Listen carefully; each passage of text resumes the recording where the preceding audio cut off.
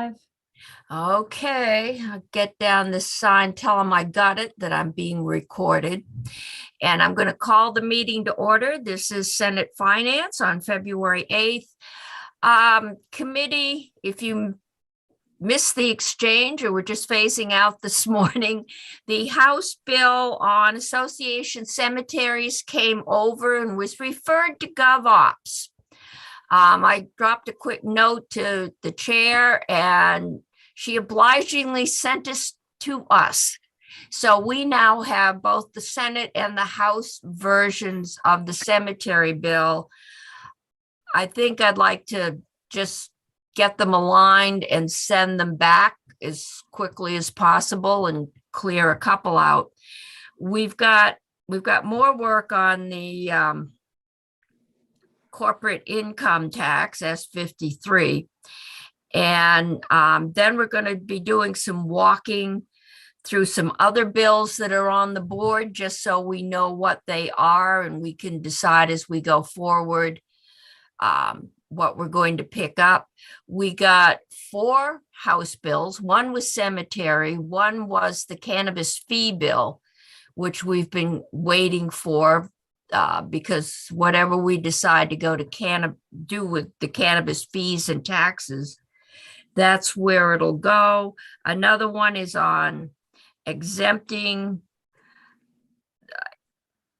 taxes on immigrants and asylum seekers. We'll take a look at that. I work with an asylum group and we were told they couldn't work until they were granted their asylum, and they could not work for 6 months after that. There's a significant amount of time in which people can't have gainful employment. So I want to double check that, but that was what we were working under. And then I forget the 4th one we got, but those are H bills. And so today Tucker is here, and Tucker, we've got S255, but we got H, was it 367? I got it. Okay. I was thinking of 627, which is something I had emails on. So why don't you walk us through what the House did, and then we will take a look and see what we compared to what we had decided to do on Friday. Good afternoon, Tucker Anderson, Office of Legislative Counsel. You have in front of you H367 as passed by the House. The House Government Operations Committee amended the bill as introduced, which was exactly the same as S253 when it was introduced. And what they did was to eliminate the reference to Section 5309 within the Cemetery Association Investment Statute and link Cemetery Association Investment instead to Town Cemetery Investment Authority.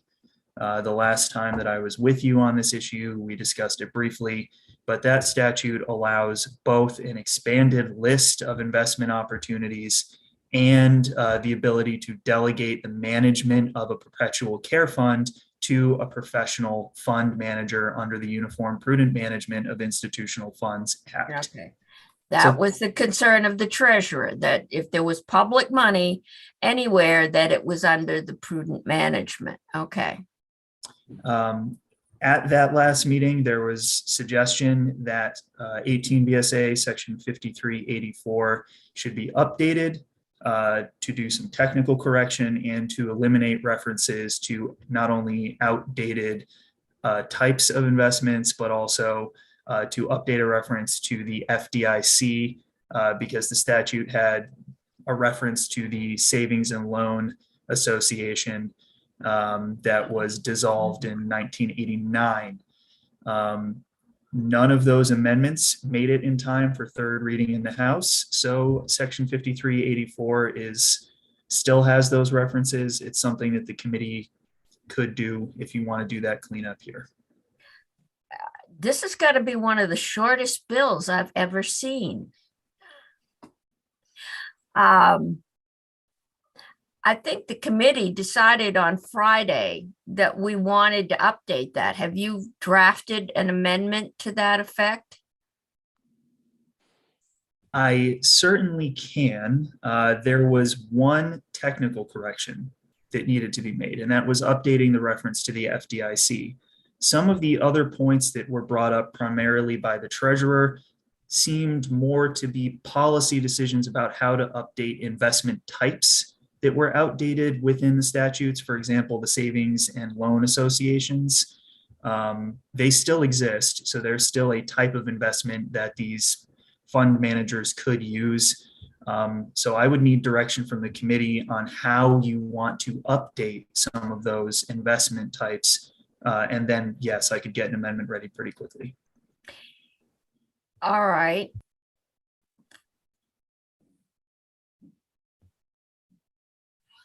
I'm trying to think of where we might go for guidance.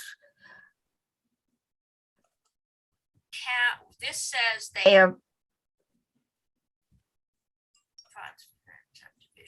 right, that they are held to the same standards as town-owned cemeteries. All right, and what are town-owned cemeteries allowed to invest in? Do they have the savings and loan and all those other types? Yes, and those are the outdated references that the treasurer was talking about. It's within the town cemetery statute, and I can read through the list in 18 VSA 5384 fairly quickly. Banks chartered by the state, national banks, US bonds, and municipal bonds, whose bonds are legal investments for banks that are chartered specifically by the state of Vermont. Bonds or notes that are legally issued in anticipation of taxes by a municipality.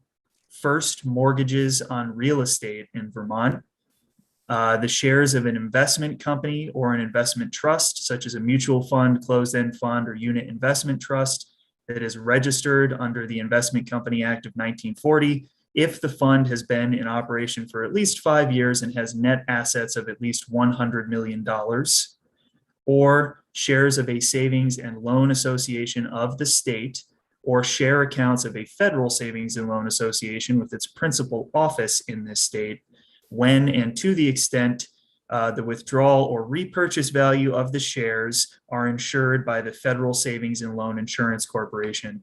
And that's the reference that would need to be updated. That needs to be changed to FDIC. Is there any, I mean, it sounds heavily weighted in Vermont-based investments. Is that going to be a problem if you turn it over to Edward Jones to invest your, or, you know, any one of the national investment firms? Or are there specialty investment firms?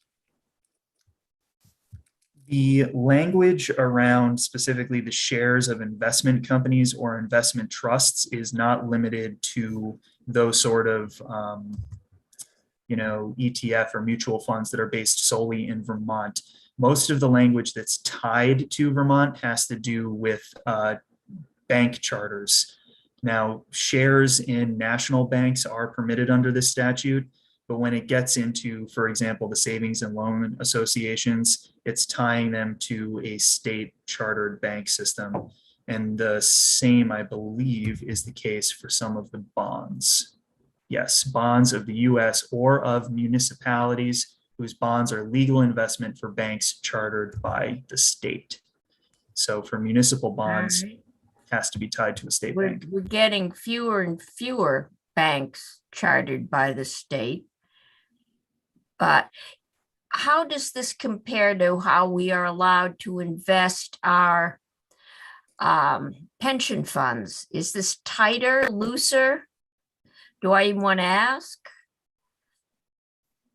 I wish that my legal knowledge was so encyclopedic that I could answer that offhand, but Okay.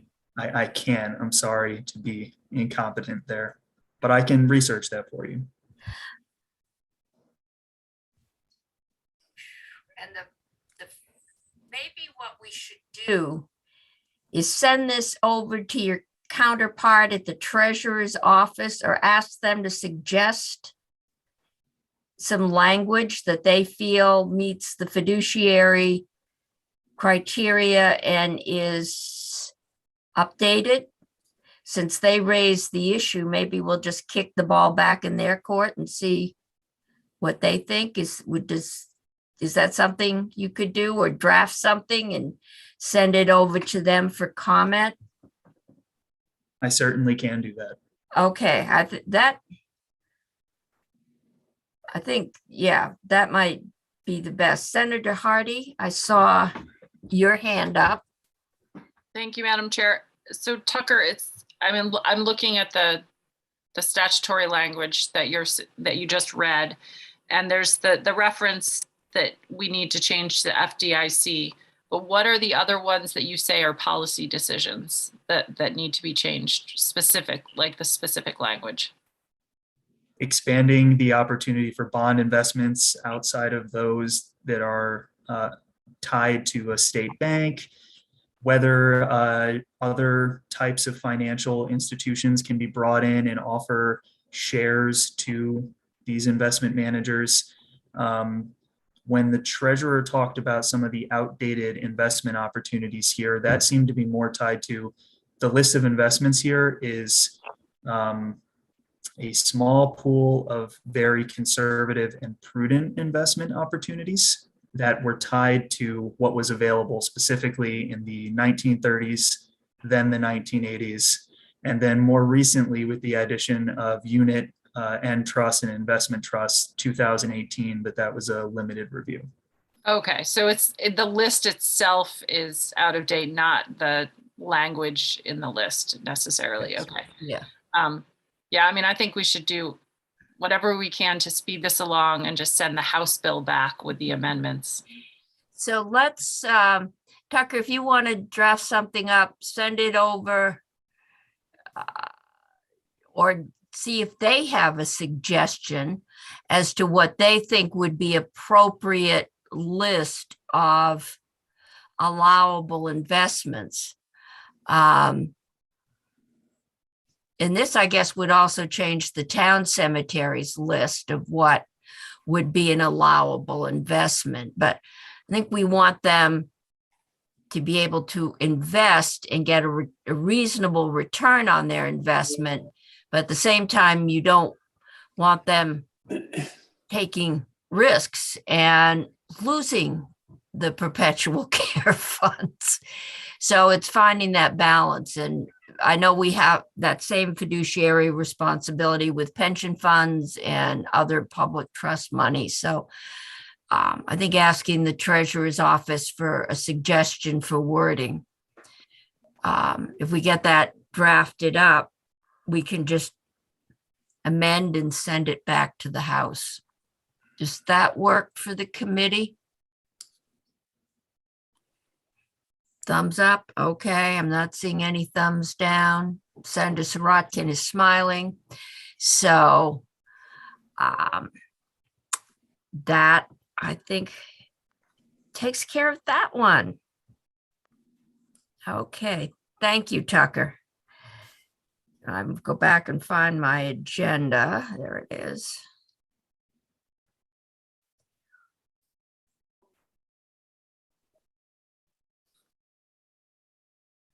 Okay. Oh, okay. I'm sitting here saying I've got two things under Tucker, but it's both of those bills. So we are a good 10 minutes ahead. And as soon as Abby gets here, we're going to look at S53. And what I'm going to do is print it. I wanted to just start walking through S53 so we can get a sense of what we agree on, what we don't agree on, what we need more information on. I know we're waiting for some information from the commissioner. I gotta get a third computer going here.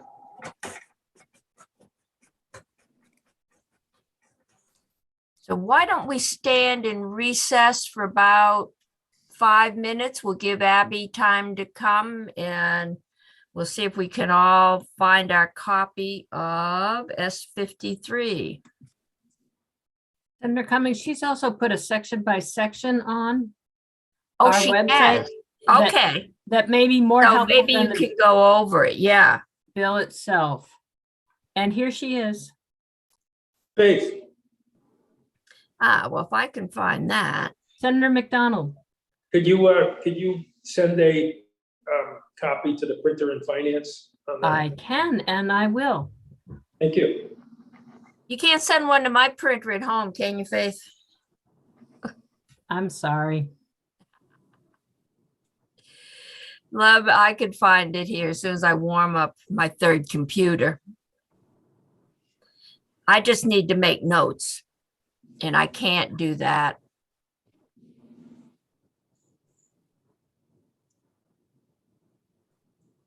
Faith, I don't know if you got my email, but I'm driving. So. Is that why you're bound? I thought you were on a llama in the mountains. I don't, you know, You're just kind of bouncing like, I know you can hear me when I put my video on, but when I turn my video off, which is probably preferable when I'm driving, I can't get off mute. The mute button goes on and it just stays there. So if I need to say anything, I'll just go on video, but I'm listening. Okay. okay. No, we can't. I couldn't get my screen to come on when and I wasn't driving, but the minute the car turned on, the screen shut off on Zoom. Yeah, maybe maybe they don't want you talking while you're driving. I don't know. Well, it lets me talk on my telephone. I know. And Are the you other on a- day, I kept getting these message notifications. And they had an email, they had phone numbers, but this phone number came in like 4 times. So I said, it's probably not car insurance. And I finally, when I wasn't driving, so I looked at my phone. It was my kids, and they have this, string email, and they were setting up meetups between the cousins on Zoom. And this is going back and forth every 2 minutes between 3 families, and it's popping up on my screen. I finally sent them a thing, and I said, guys, that keeps showing up on my screen. We are live on. We YouTube, are? I'll just, Okay. uh, Well, we remind are in everybody. recess. And we are waiting. We're giving Abby a few minutes to get here and giving us a few minutes. to Exit find recess. and Senator Cummings, read- Abby is yes. with us. Okay, then we can do that. I am, Senator McDonald, I sent it to the printer behind you. Is it there? It has printed. Thank you very much. okay, well, I am still trying to get in. So Abby, I'm still trying to print out the side by side, but you are here and you can walk us through it. And the purpose of this is to see where we agree, where we don't agree. Here we go. Section by section. That's what I need. All right. Would you like me to share my screen, Madam Chair? Yes, I need it in writing because I make notes as to what we might need or not need. So that's why I am. Why is my printer in an error state? Great. All right.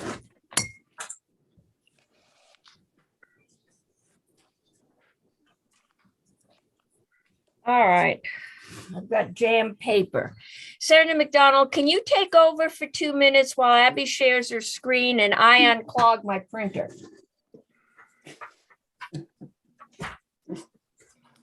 Okay. Does that mean, Abby, you are going to begin? As I can start as soon as the committee's ready for me. I believe that was what we are directed to do. Right. Give me just a moment and I will share the section by section, which is under my name for today's.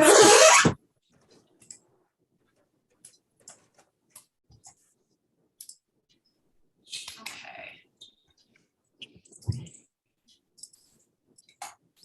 So hopefully everyone can see the February 8th section by section or I'm sorry, I did not introduce myself for the record. So for the record, Abby Shepherd, Office of Legislative Counsel.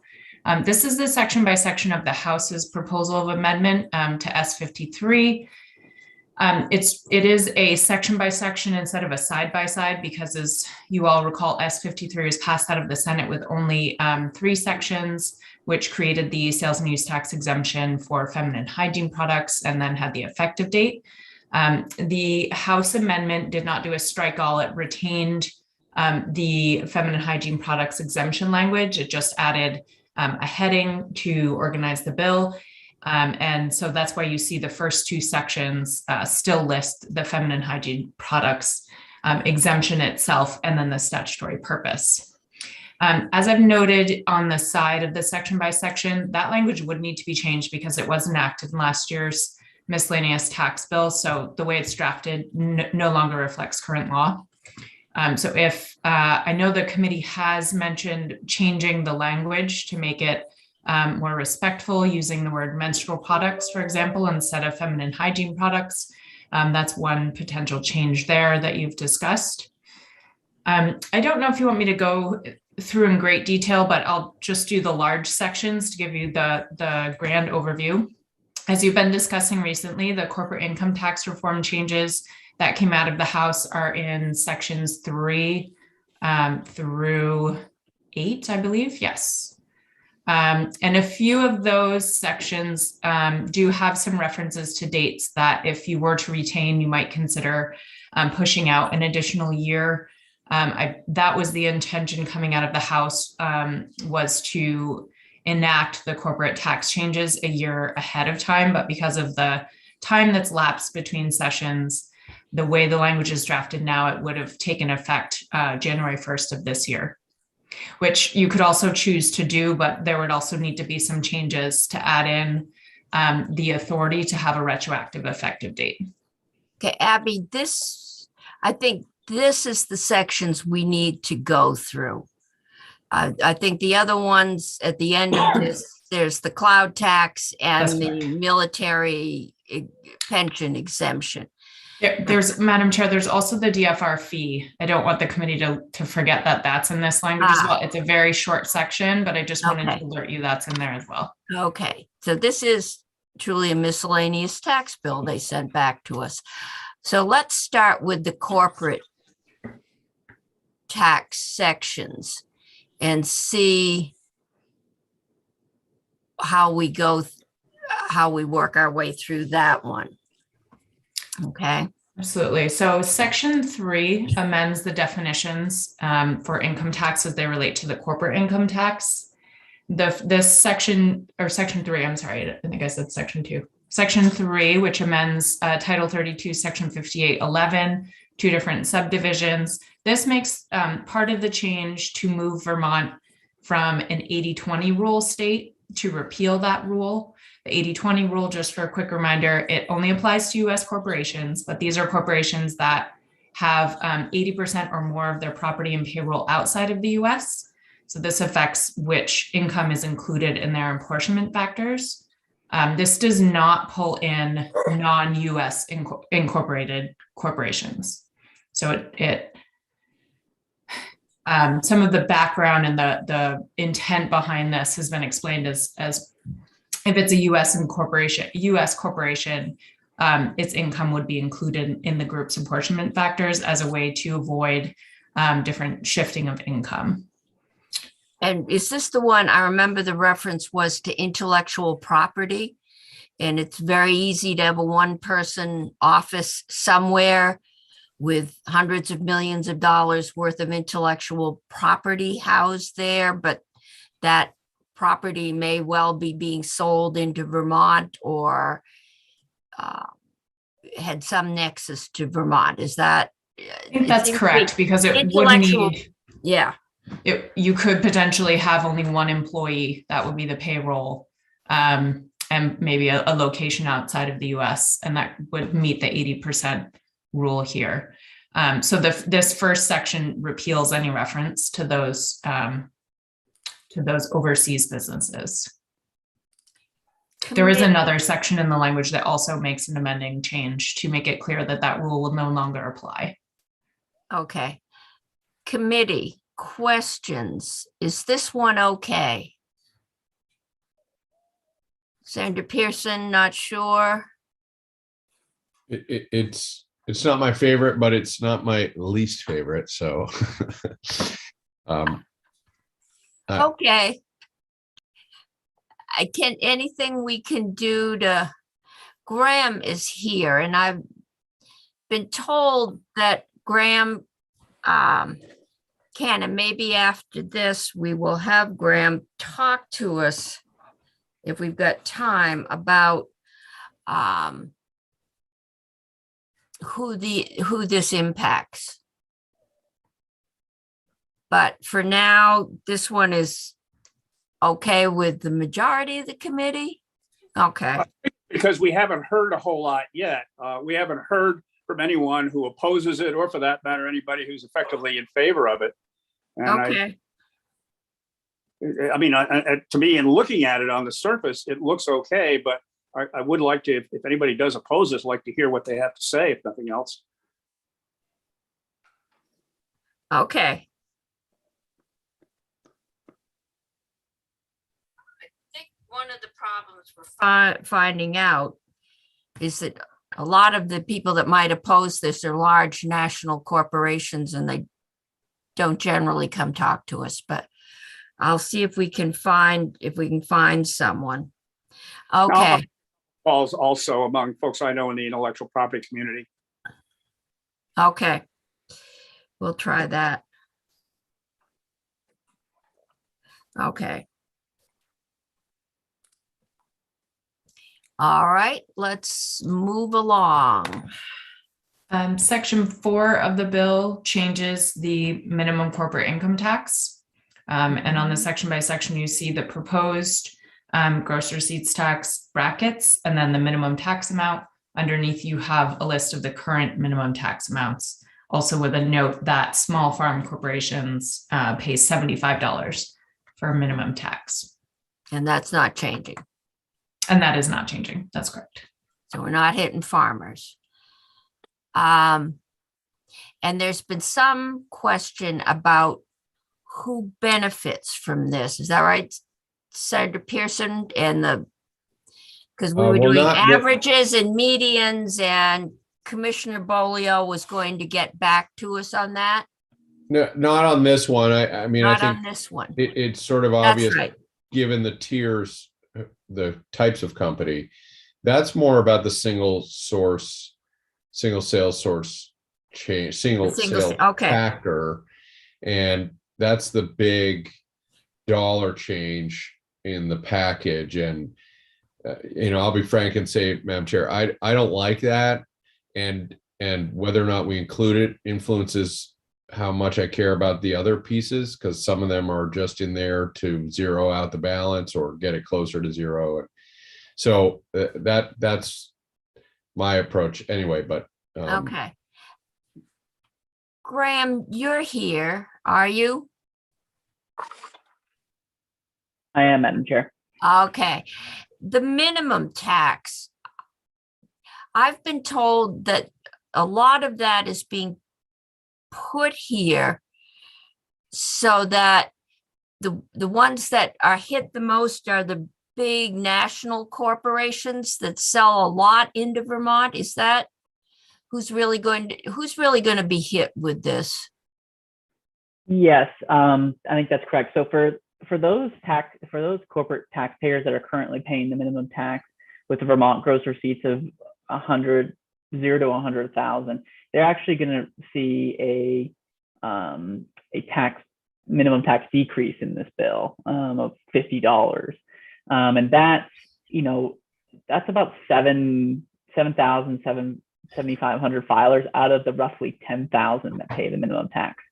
So about 70% of the corporate taxpayers who will be paying the minimum tax will receive a small reduction in their minimum tax.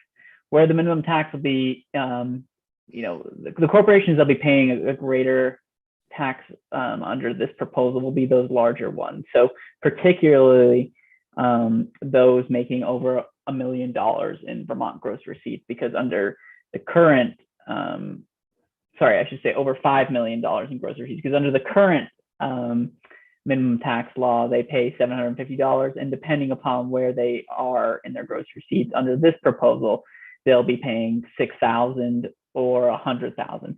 For those with over $300 million in Vermont gross receipts, this was set last year based upon the model of the tax department that showed that roughly in any given year, about 10 filers have this number.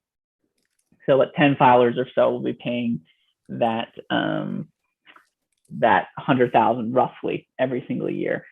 And so for companies with between 5 million and 300 million in gross receipts, that's, roughly, hold on, let me just pull up my model here. It's about 400 taxpayers or so. So basically a huge number of corporations will receive a small reduction if they're paying the minimum tax. So it's a small reduction in their minimum tax liability. And then for about 400-ish filers, it'll be a significant minimum tax increase for them. Okay, so Graham, if I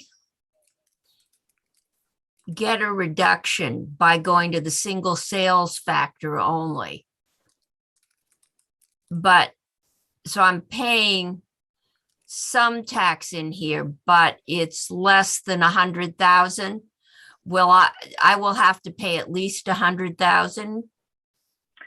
No, so whether or not you receive a tax decrease because of a change to single sales will depend upon whether you have net income, a positive net income, so profit. So for those corporations that'll be receiving a tax benefit from single sales, not many of them, hardly any, will be impacted by the minimum tax change. The minimum tax change is for those corporations that have zero or negative taxable income.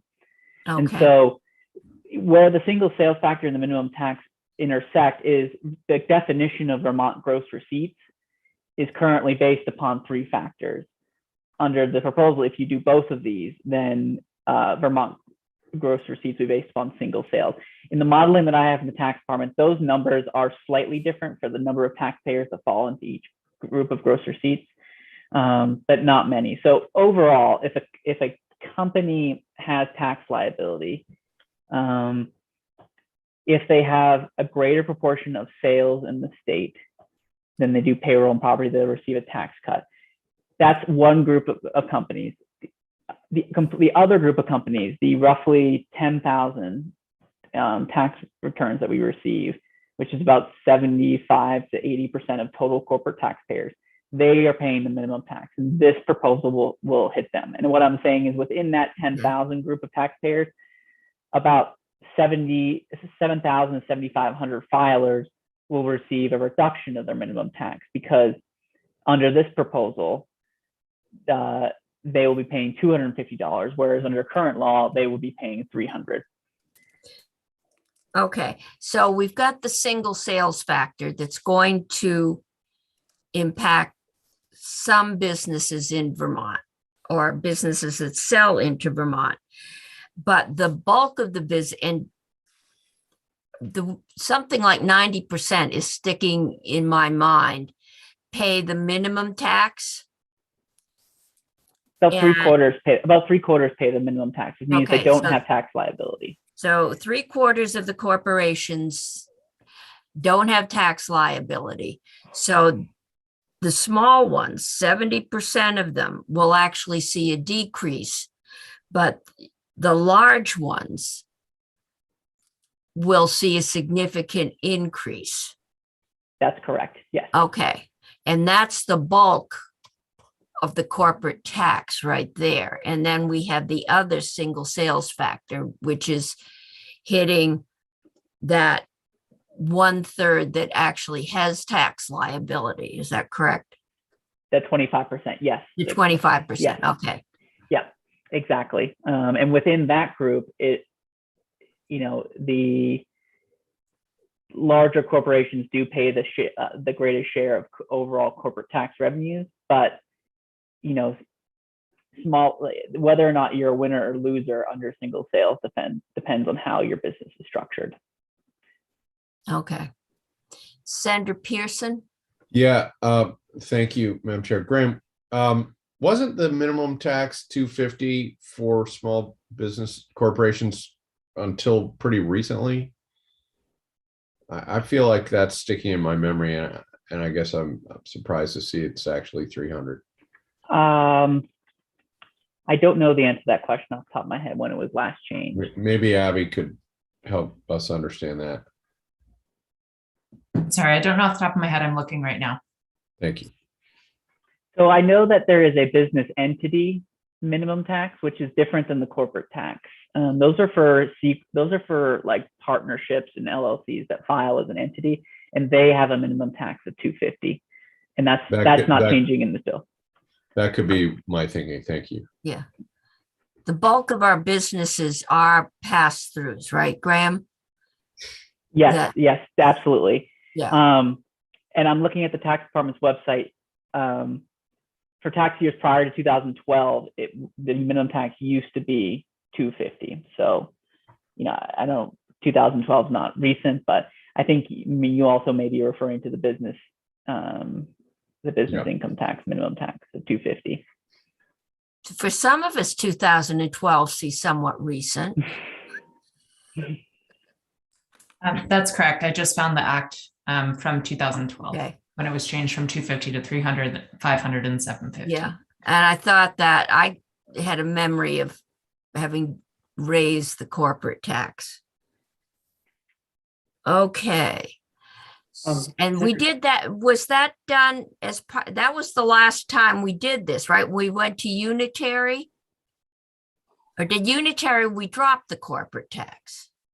Unitary was, I believe, in 2004, and then it took effect 2006. It was a bit Okay, and earlier than that. we dropped the corporate tax, if I'm remembering correctly, because that was part of the trade-off. We did Unitary, but we dropped the tax, and maybe it wasn't the minimum tax, maybe it was the tax rate, but we did something in there, and then we went to the minimum tax and raised it in 12. All right. Okay. Madam Chair. Yes, Senator Bray. Thank you. I'm just looking at these two schedules on gross receipts and corporate minimum. Maybe they're so much apples and oranges, they're not comparable. But I am just noticing that, for instance, the corporate minimum, it's 0 to 2 million that yields, the $300 minimum. But it's almost as high for 0 to $100,000 Vermont gross receipts. So, But Senator, I think you've lost me. Are you looking at the side by side? I'm looking at yes, like the. Okay, the top one is the proposal. The bottom one, the corporate tax is based on their gross receipts in Vermont. And the top one is the proposal of the bill. The bottom one is the present. Right. Does that help? It does. I'll keep thinking, sort of, and while we're going, thank you. Okay.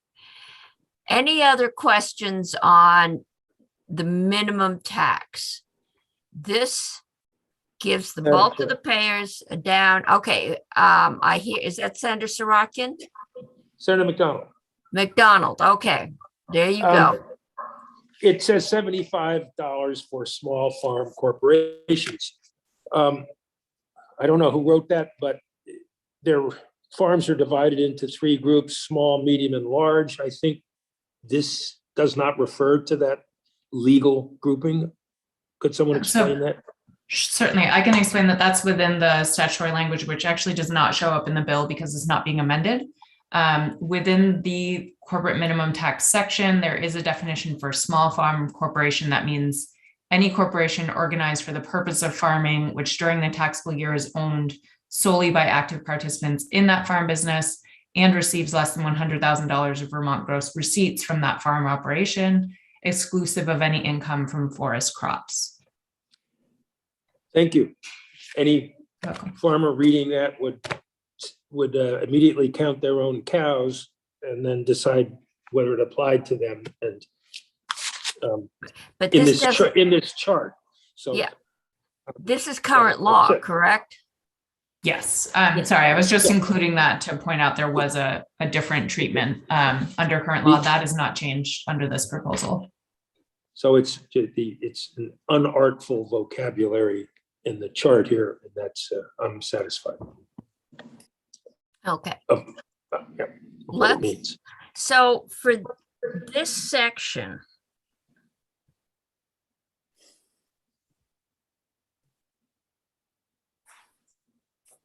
can we put this one to rest?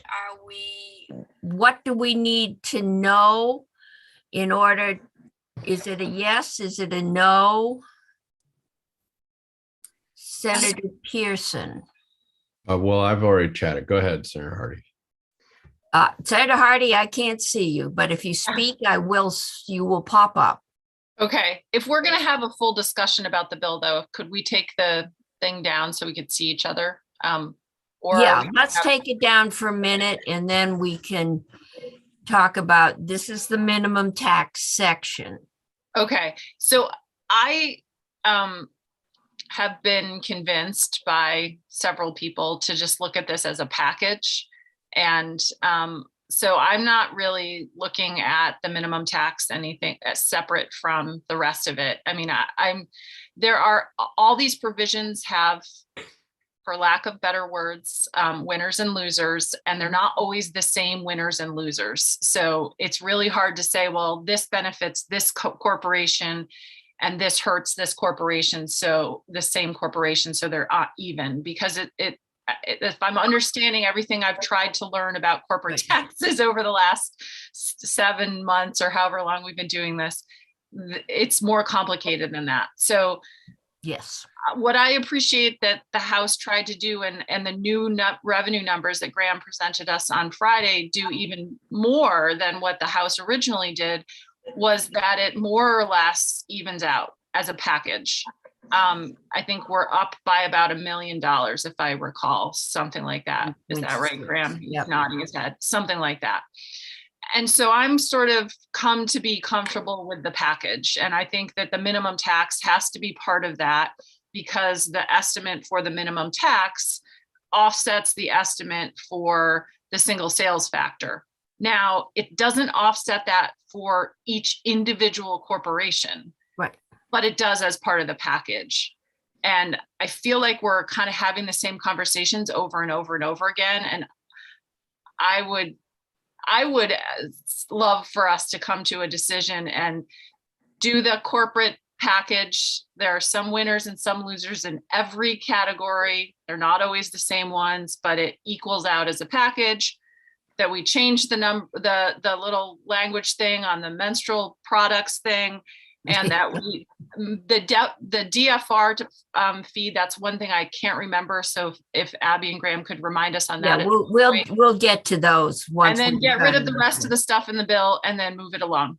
That's where I'm at. Okay, I'm still trying to figure out, because I don't think the whole committee is ready to just move it along.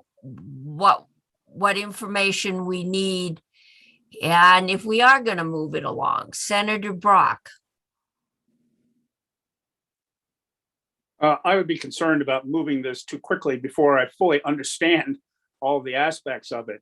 This particular provision we're talking about, I understand it on the face, but it also is being affected by the next two provisions, and particularly by the throwback rule. And I think we need to have just a discussion so that I thoroughly understand the implications of that, particularly among varying kinds of taxpayers.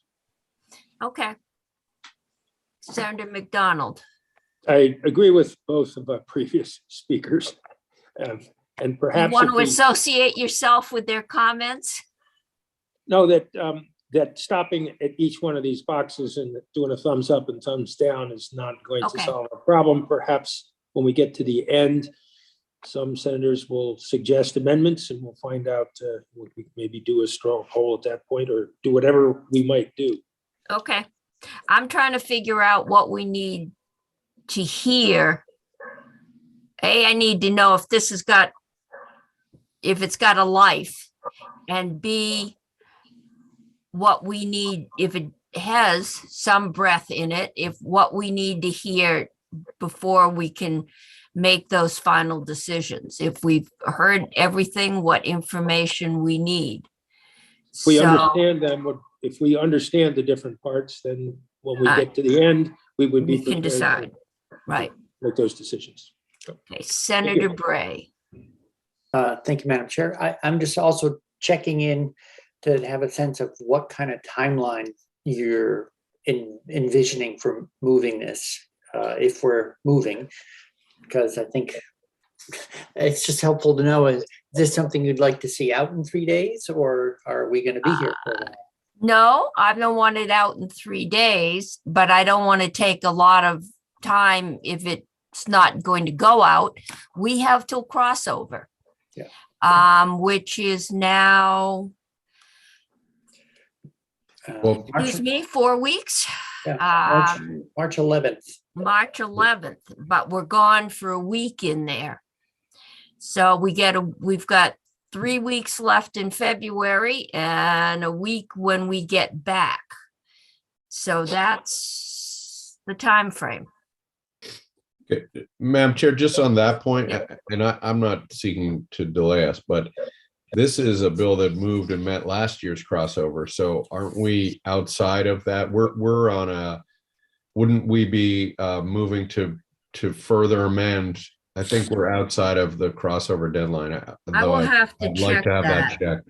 That is. Now, having said that, It's an S bill. So yeah, we'll have to check that with the parliamentarians. having said that, I can imagine our cohorts in Ways and Means have tired of us not Yes. responding to their proposal. So I wouldn't suggest necessarily that we wait, but in terms of what would happen should we wait, I don't think our rules, the crossover deadline applies. But It is still an S bill that they sent back to us. So we'll find with further proposal of amendment. So yeah, we may well be in that a different area. But my goal is if it's not coming out by crossover, it's not coming out. And I think it's set to update our corporate tax following modern trends. And other states seem to be doing it. Is it 18 have done it in the last 2 years? Something like that. So I'm still trying to figure out what we need. So Senator Pearson. yeah, along the lines of what we need, I don't know if Graham, we had talked recently, maybe Friday, about some of the breakdowns of the particularly the single sales factor by the class of, or the top 50 or top 20 Yeah. payers. I don't know if you're working on that or we're waiting on the commissioner on that. But nobody's come in and asked us for this. That Senator Brock mentioned that is true. Save the administration. You get kind of a murky feeling about who this is impacting. But we very clearly, that move loses revenue. And so I guess I've just been really hesitant, and I'm hopeful that we get a better picture on that piece. And then depending on our decision on that piece, if we say removed it and we didn't need to make up $11 million of revenue, I think we would probably have a different kind of discussion. So I have taken care to try to discern whether or not this is a package that needs to hang together or not. And the commissioner would like it all. No, he doesn't want the minimum tax. Right, although he can appreciate that we should have not be losing money. Right. But he's the only one that has sort of saying it really needs to hang together. Now clearly if we took out one or two of the pieces they want and added the minimum, the corporate tax change, they would, it wouldn't fare well. But I press back a little bit on this. It's got to be a package concept, because I took care to ask a lot of people, and in terms of policy integrity, it does not need to be a package. Several of our folks, JFO included, have said you could do some and not the others, Yeah. et cetera. No, the House sent it to us as a package. They see it as a modernization package of our corporate tax. They know we don't have to do anything. But I'm just trying to get a sense of the committee at this point. Okay, maybe we'll go back. Abby, can you put up the Senator Sorokin? Are you talking? Is your car? Okay. You lit up for a minute, Senator, so I thought maybe you were trying to speak. So I'm in my car. Can you hear me? I can Yeah. hear you. Can you hear me? Yes. We could hear you. No. Okay. Abby, let's go back and walk. I don't know if you- Senator, you're in and out. I'm gonna have to slow down. Can you hear me? Yeah. Now. Well, we could. Well, now you disappeared and, all right, there you are. Senator, we're not hearing you. We're gonna go forward, and when you get to a better reception area, maybe we'll let you talk. Does that work? Okay, Abby, I'm back to his smiling face. So let's go forward. Okay, so the minimum tax, we need to wait and see with the others. Let's go on to 5. Okay, so this directly relates to the discussion you were just having about single sales factor. So section 5 of the bill amends the apportionment and allocation section of the corporate income tax chapter. It amends the apportionment factors. So rather for corporations that have sales both within and outside the state, or I should say income both from within and from outside the state, it removes the property and payroll factors. Currently, Vermont has 3 factors: property, payroll, and sales are double weighted.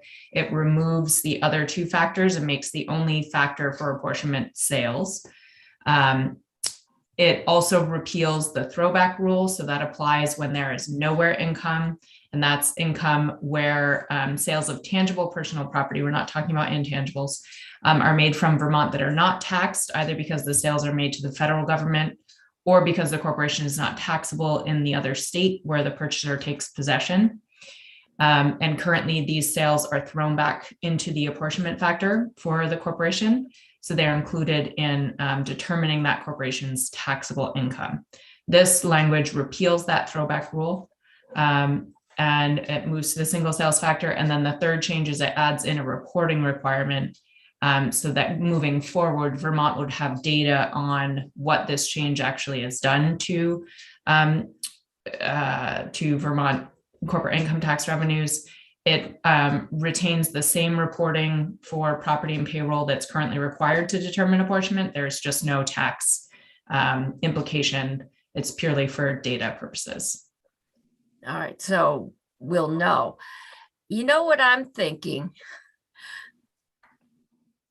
The commissioner was talking about, numerators and denominators and apportionment.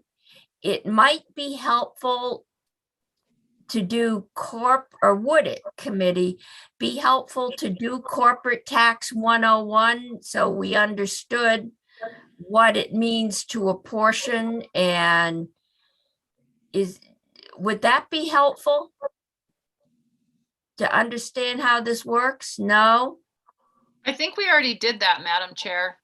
We talked about it. I'm just asking if that would be helpful. Okay. Yeah, I think we did it this fall in a, I have a minimal grasp anyway. Okay.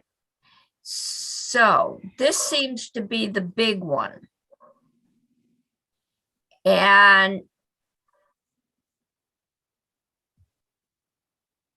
I'm going to throw it back. What do we need to understand or questions? It's open for discussion. No. Well, Well, I already talked to Graham about this particular section of impact on the majority of where the revenue comes from currently, those pairs. So Graham, can you walk us through? I mean, we're all talking about a type because we can't know any individual corporation's tax payment status. That's all confidential. So, but we can talk about a certain type or an income level. And again, those who falls in and out of that varies every year. But Graham, do you have something you can remind us or help us walk through on this?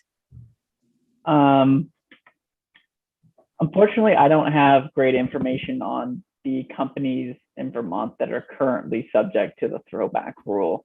This estimate is based upon sort of some preliminary conversations last year with the department's compliance division, and they were talking that there wasn't that much money that was getting thrown back into for companies with nowhere income. But the other thing that I think is important, that's important to note, is that the switch to the Joyce-DeFinnigan methodology, as Commissioner Bolio said, is likely to make this revenue impact somewhat de minimis, and even in its current estimate of $850,000 is easily the smallest revenue impact in this bill.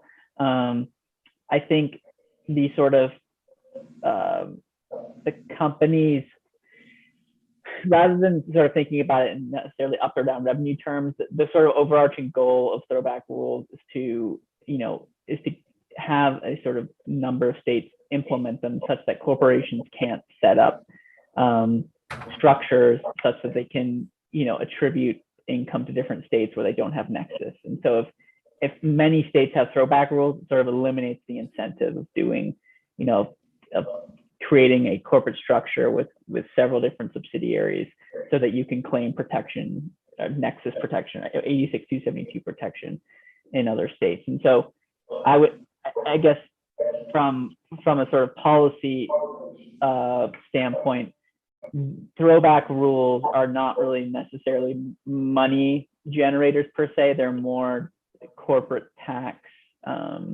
avoidance policies put in place by states. So the overall revenue impact of this is quite small in its current form, but I would say that even with the switch to Joyce-DeFinnigan, it'll be likely de minimis. Okay. Senator Brock.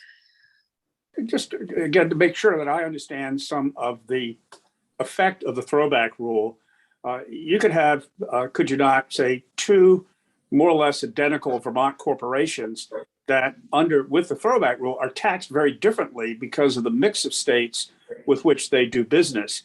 And would that problem effectively be eliminated by this change and the repeal of throwback? I think the general answer would be yes. I mean, let's say you had two corporations, but what's I think most applicable for the throwback rule with these Vermont corporations that you speak of, what is what's the makeup between parent and subsidiaries, right? So if a corporation that is operating in Vermont is one of, let's say, 5 subsidiaries, and of those other 4, aside from the one in Vermont, they're operating in states where they do not have nexus, and so they're not paying those other states corporate income taxes. Then what Vermont throwback rule says is that you will add those sales in other states back and attribute them as a Vermont sale. Now, suppose an identical company had 5, same sort of 5 subsidiary structure, 1 subsidiary operating in Vermont and 4 others operating in states where it was paying the corporate income tax in those states.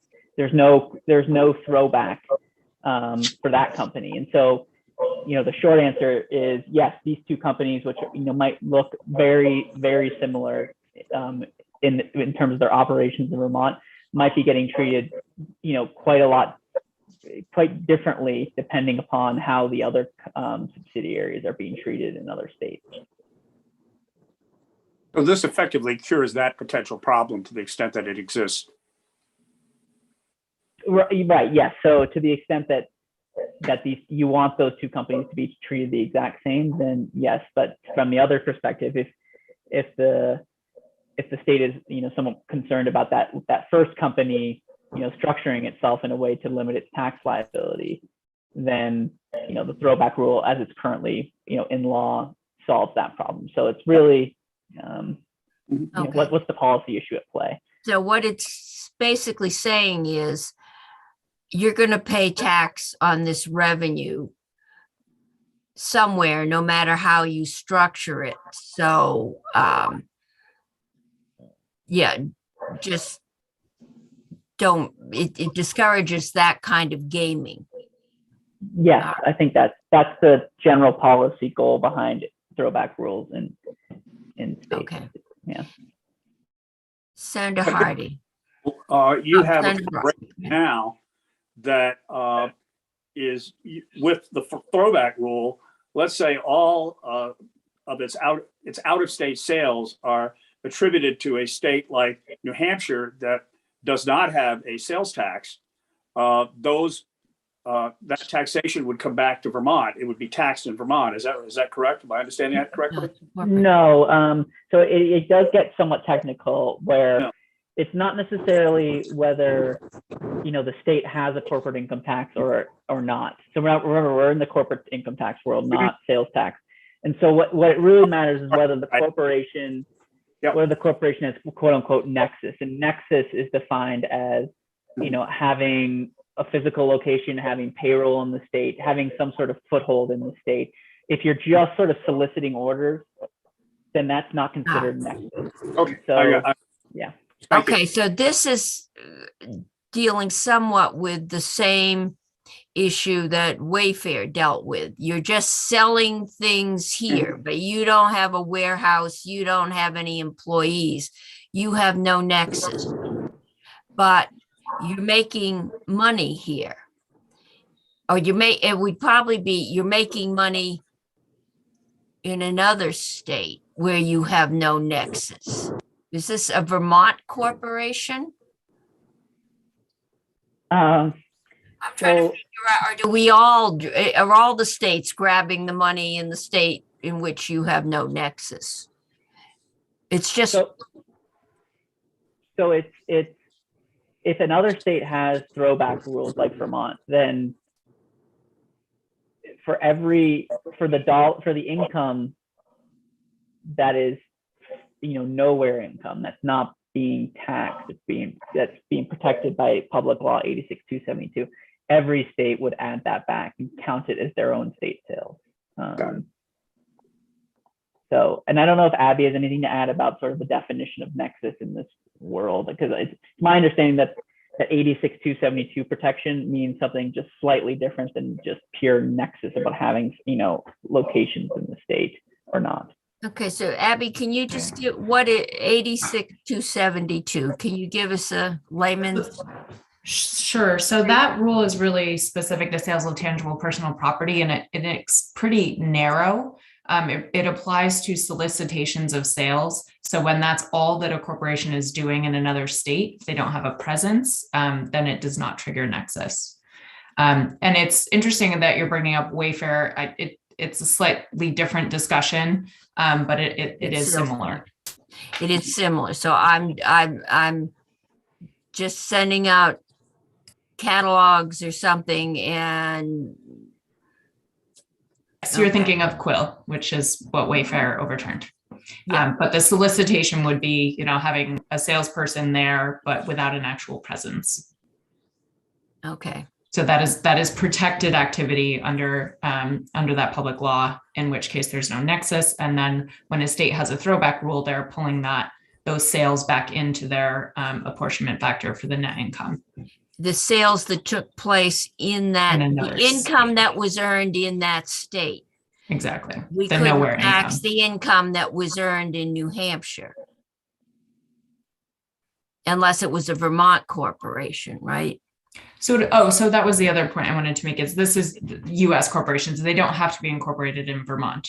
Right. It's when they have activity within the state and then they have nexus within Vermont. Okay, so if they don't pay corporate tax in New Hampshire because they don't have nexus, if we keep the throwback rule, then we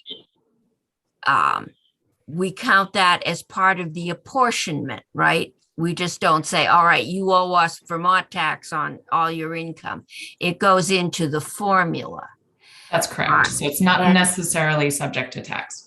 Okay, and if we make the next change, which change, I think maybe before we decide on this, we need to go back to the Finnegan and walk through that one, because that changes this, right? So that is the next section. Yeah, let's go to Okay. that, and that I think might offset some of this discussion. Okay, I will share my screen again. I will keep removing the share screen when you discuss so that you can all see That's each other. great. But I will share.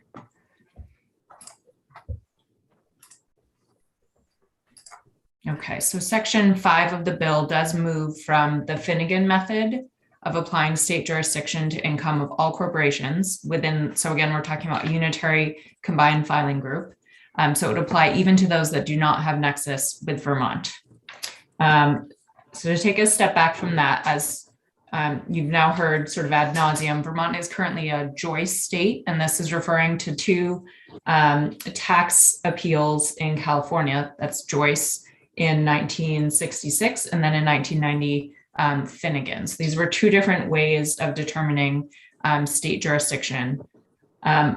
Under the Joyce method, within a combined filing group, each of the corporations is looked at individually and determined if they have nexus with, we'll say, with Vermont.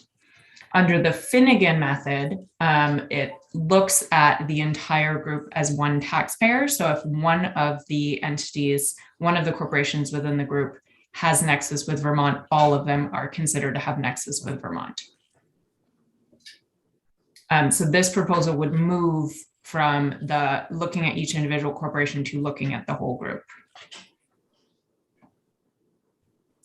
There are two other changes that are made in section 5. I don't know if you want to jump into those yet, but just to point them out, this also supersedes the 80-20 rule that we looked at in section 3, where it was just a definition change. This actually explicitly states that income and apportionment factors of all taxable corporations that are part of a unitary combined filing group are included in that group's return. And again, it only applies to US corporations. And then there's a smaller technical change that was recommended by the Multi-State Tax Commission, which only allows state tax credits to be used by the corporation that earned them. It couldn't be transferred to a different member of the unitary group. Okay, so if I got a downtown tax credit and It'd I have to was, be taken by you. it It couldn't it be. would have to be in Vermont on my Vermont taxes. I couldn't use it in California, nor could I use a California tax Or, credit. in yes, or another member who has a who doesn't have a liability could not avail. I don't have a liability, and I can't give that tax credit to my neighbor who Right. does have a liability in Vermont. Okay. So if we do Joyce to Finnegan, that says that the income of all the affiliates counts in the apportionment factor here. That's Which- right. And actually, section 7 sets it out explicitly. Those are just transitional. Okay. So that, sorry, I should have mentioned that. It works So there. at what point would the, if we do that, why do we need the kickback? Would Graham, we do you pick- wanna- I was gonna say that's a good question. There are, could still be cases where, a company has structured itself that it, even essentially, the throwback rule would still apply, I guess, is what I would say. That this probably really would make it a rare occurrence. I think that, but I think there probably would be, still some companies out there. And so whether or not it's worth it, for the Department of Taxes to include it on their form and, ask companies to do it is another question. But I still think there wouldn't be a zero line. Okay. Just because the change from Joyce to Finnegan. There are states who are under Finnegan who still have their throwback rules in place. I guess it's the other piece of information I can add to this conversation. Okay. So committee, thoughts on Joyce to Finnegan? Is this something we want to do? Senator Pearson is giving me a thumbs up. All right, I've got Senator Bray. Senator McDonald, where's your thumb, or is it iffy? No objection. Okay, Senator Hardy. Okay, so Senator Brock. I'm inclined, yes. I wonder if there's anything else we're going to hear about this. Well, we've heard from the Interstate Tax Commission, and I'm not sure who else we want to hear from. Well, I would think that somewhere along the line, we'd want to hear from business, wouldn't we?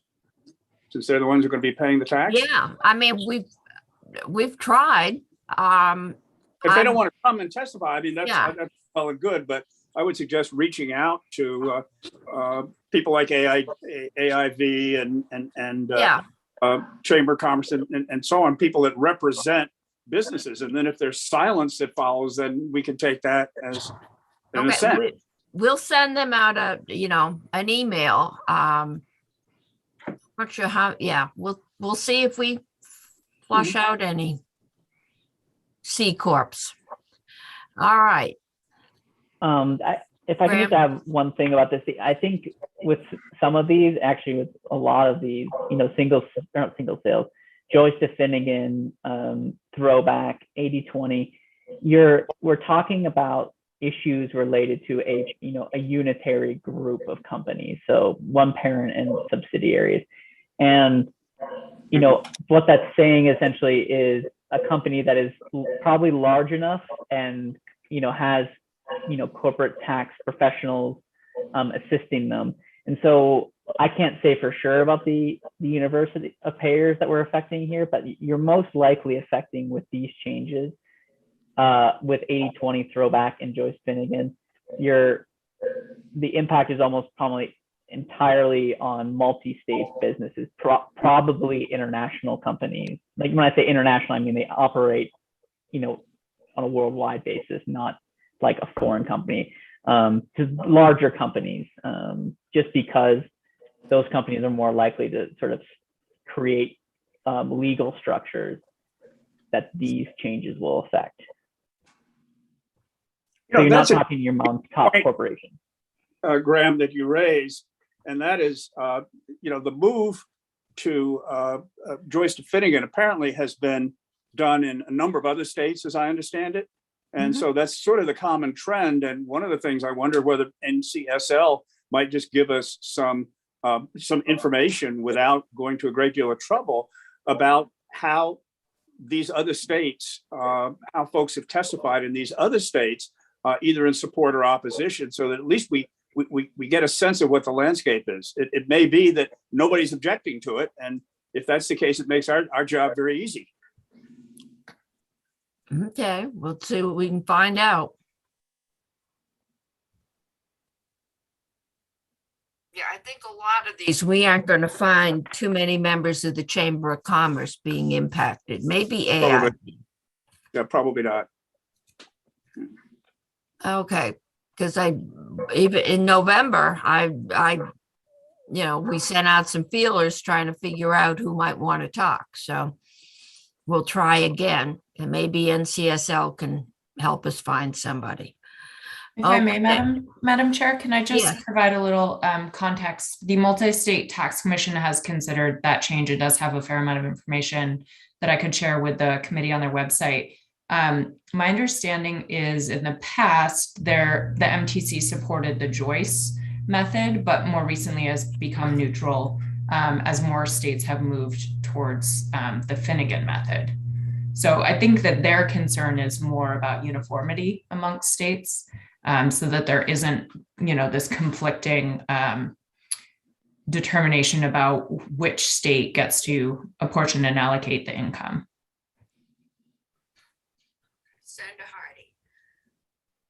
Yeah, I would just say, we've talked about this a bunch, and I have a couple times asked similar questions, Senator Brock, about can we hear from businesses who are impacted? And I know the chair and Faith have tried, and nobody's come forward. And I don't know about you, but I haven't received any emails pro or con on this.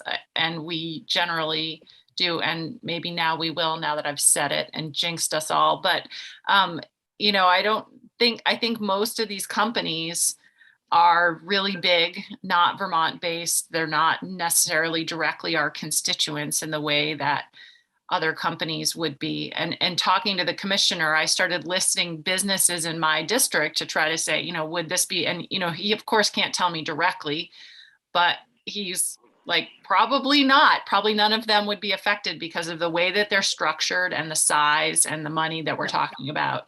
And I think one point that he made to me, and I don't want to parrot the commissioner because that's certainly not my job, but a point that he made to me that I think is a really good point is as more states move in this direction, it becomes harder and harder for Vermont to administer something that's different, because Vermont is a rounding error on almost every company's tax liability books.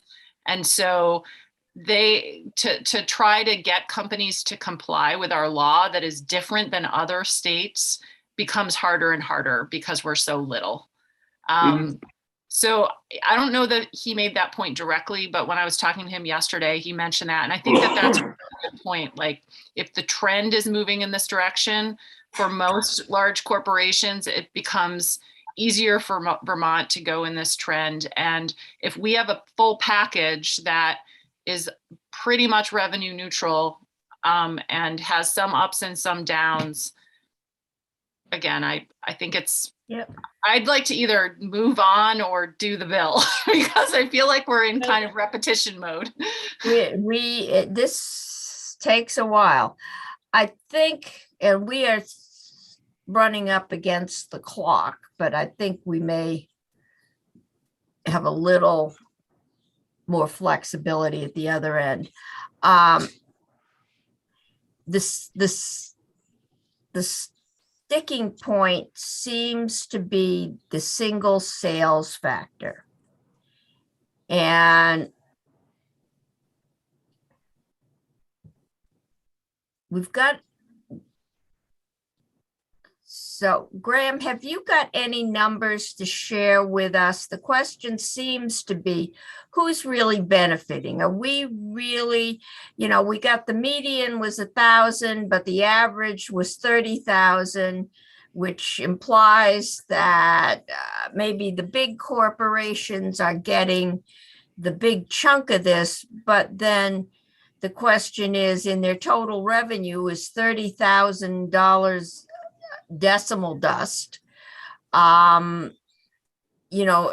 kind of the same proportion as $1,000 is to a smaller corporation. I'm just, can we get that in some kind of a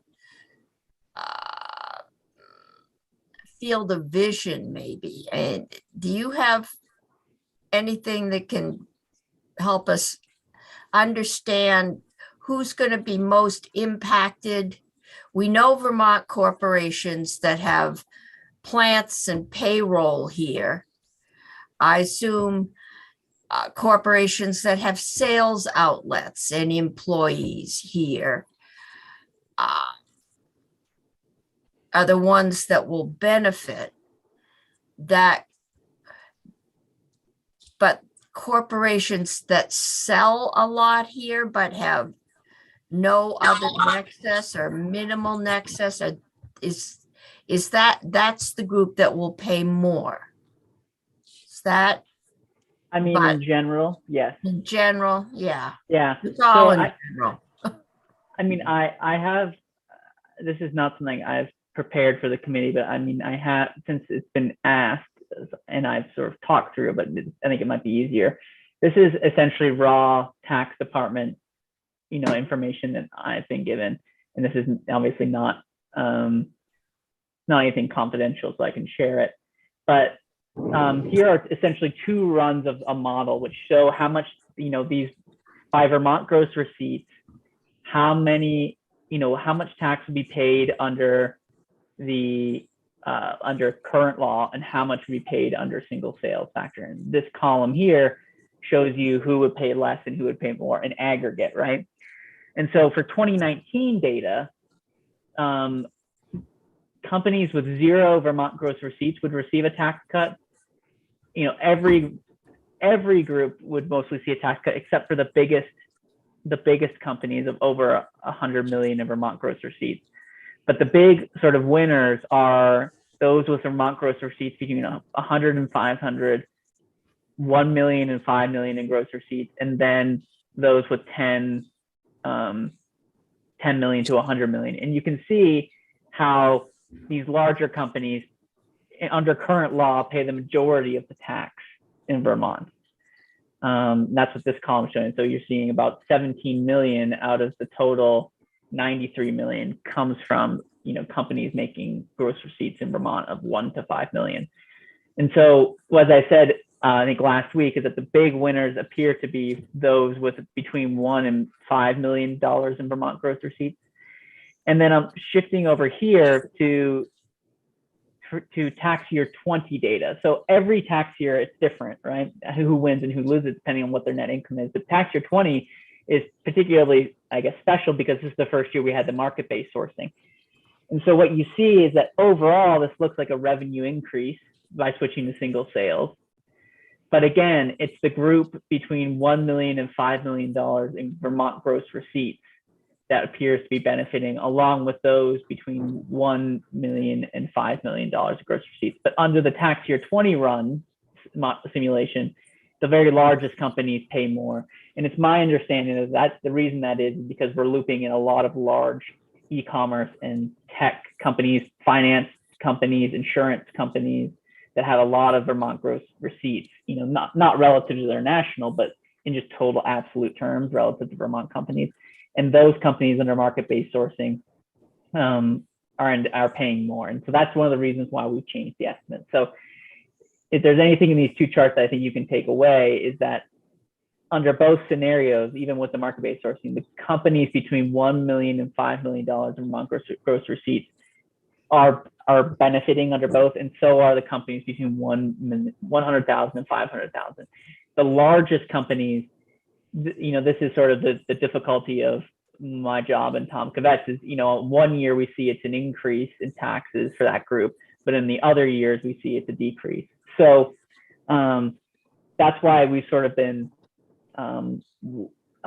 waffling on, who we can say who exactly is for sure going to benefit by company size. And so I think the commissioner probably does have more granular data to give you, how many winners and how many losers are in this group. But this is the information that I've been working from the tax department. And so, but I still think the overall theme is that it really just depends upon where how your company is set up, not necessarily where your Vermont is, where you're based. So, you could have a company that looks very much like an out-of-state company, but if they're, sales factor is greater or smaller than their payroll and property factors, then they're going to end up paying more under so, or vice versa, sorry.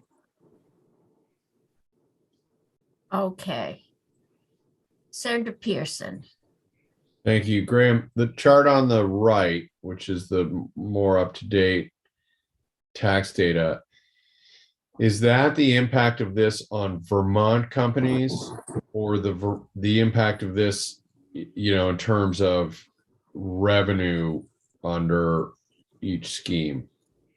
So no, it's not Vermont companies. It's just how many total gross receipts, how much in sales do they have in Vermont? So, I mean, when we talk about Vermont company, right, there is no definition in corporate taxes of Vermont company, right? Is it 100% apportionment across all three? In which case this does nothing, right?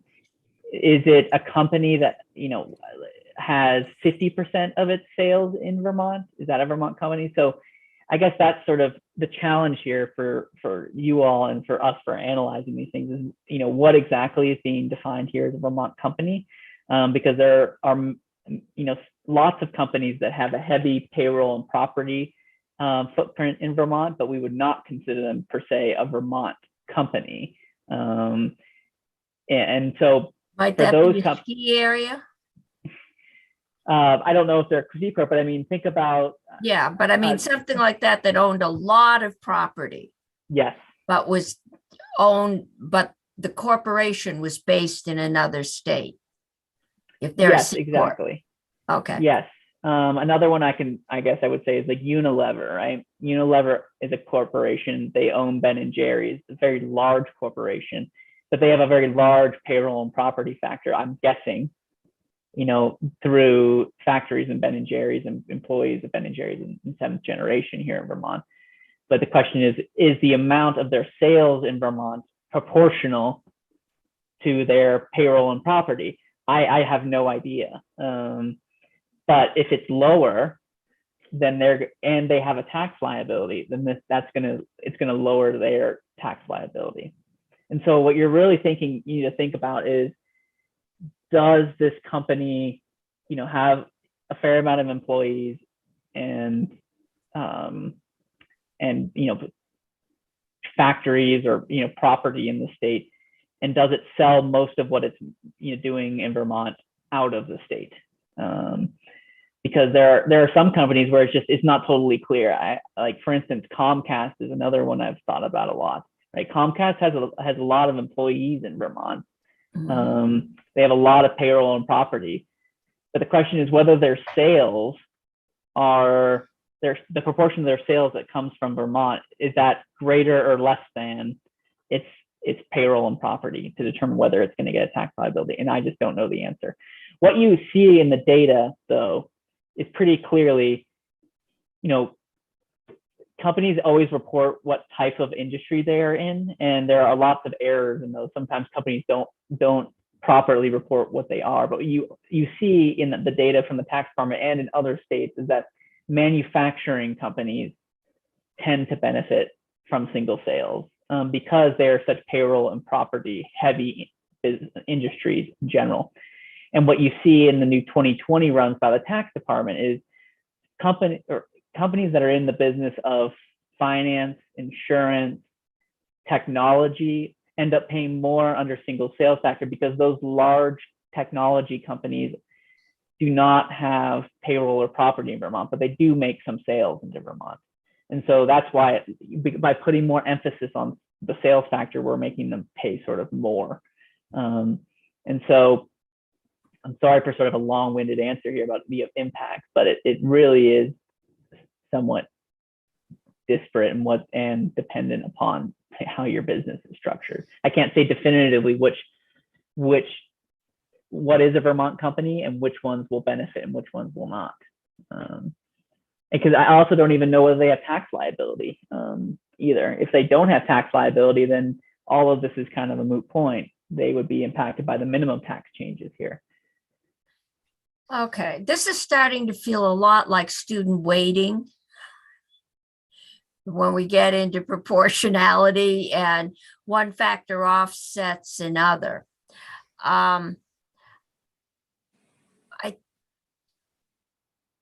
think the big question really is this. Are we going to the single sales factor? And we had testimony. We had it from the Interstate Tax Commission, and we also had testimony back in November, which got posted to our website last week. He said he didn't have anything new, but I think we're going to move on at this point. We'll have the commissioner back, perhaps to talk to us about how this all works. Madam Chair, could I Yes. just jump in? Sorry, but the commissioner wants this. He has Yeah. repeatedly made the case. I hope if he has some data, I think that makes sense. Okay. But I for one, I'm not looking to hear repeats of testimony, and I have a feeling I don't want to be the source of holding people up on this. I'm ready to vote today if you wanted. I may not go along with the majority of the committee, and that's fine. But so I just, to the extent that I've been looking for some data, I don't want to be the cause of slowing you down, Madam Chair. I share some of the sentiment expressed where we might move on to other topics. So just wanted to put that out there. Okay, well, we're going to move on today. I don't get the feeling that the majority of the committee is quite comfortable with voting yet. And I'm trying to just find out. We will see who we can find, go back, check out the other written documents, and let me know what you need to know to feel comfortable with voting for this. It is basically seems to be where it's trending, as the fashion people say, to move from Joyce to Finnegan. There's other changes in here that are related to that. And then in the single sales factor is also trending. And I just, need to know if Vermont's comfortable trending with other states or not. And we will try and get a hold. We will definitely ask AIV in the chamber and see if we can find some business entities, or Senator Brock, if you know some. Perhaps we can ask that we know we've got some Vermont businesses that are affiliates, so maybe, their corporate people would like to talk. But again, this is one of those things where it seems to be this year, because of sales and trends, some corporations are going to get hit. Next year, they may not. It's hard to tie down. We can get some generalizations.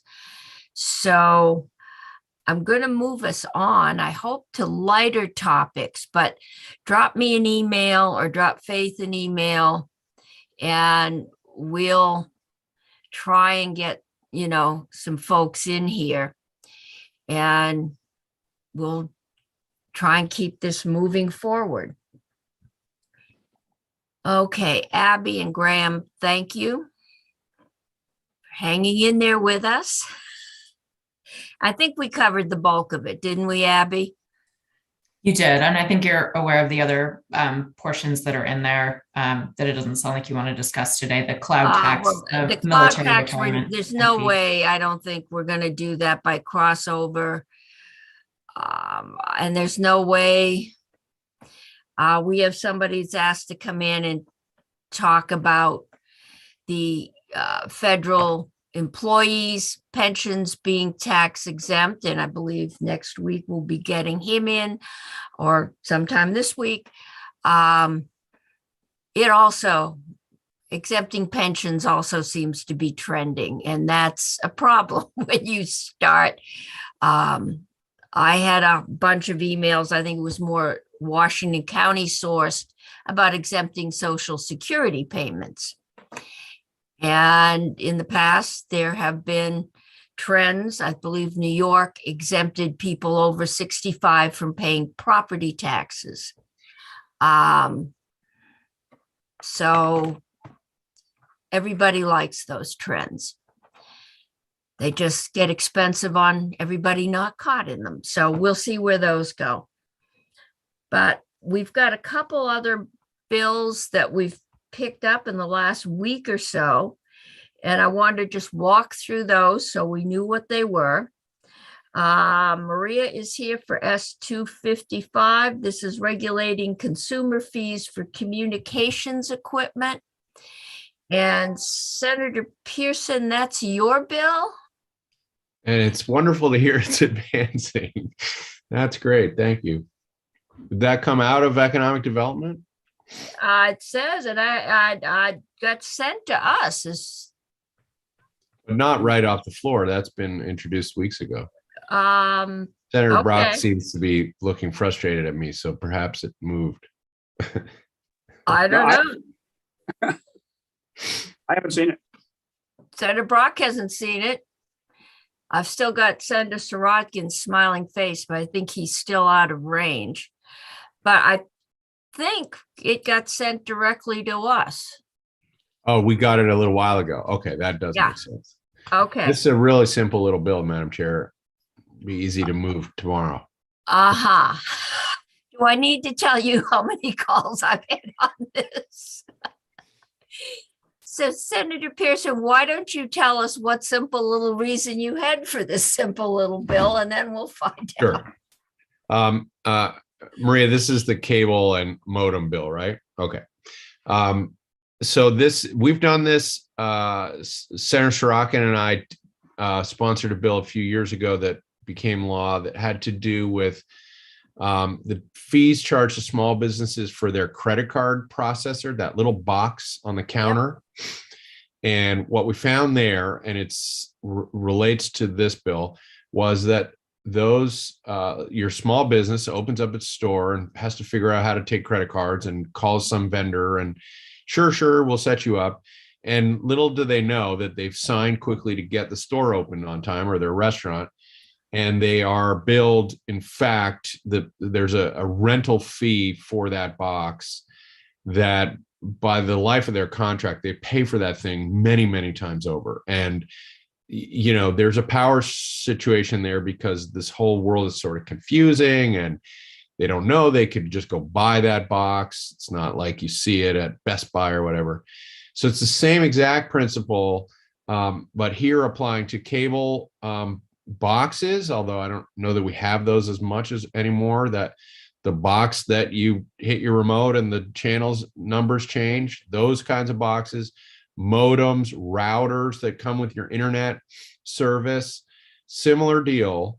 And so we tried to apply just the same solution, which is that we're not saying those companies can't make their money. They can make a markup, but they have to alert you that you have other options. And ultimately, we are limiting just how many times over you can pay for a brand new unit in this sort of lease arrangement.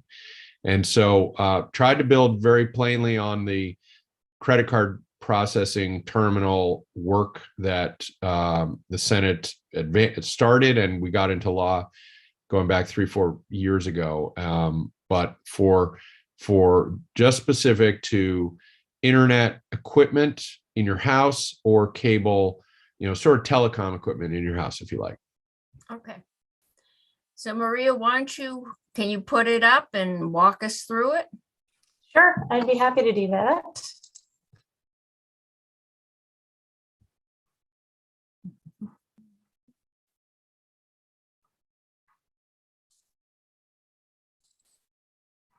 Oops, that is,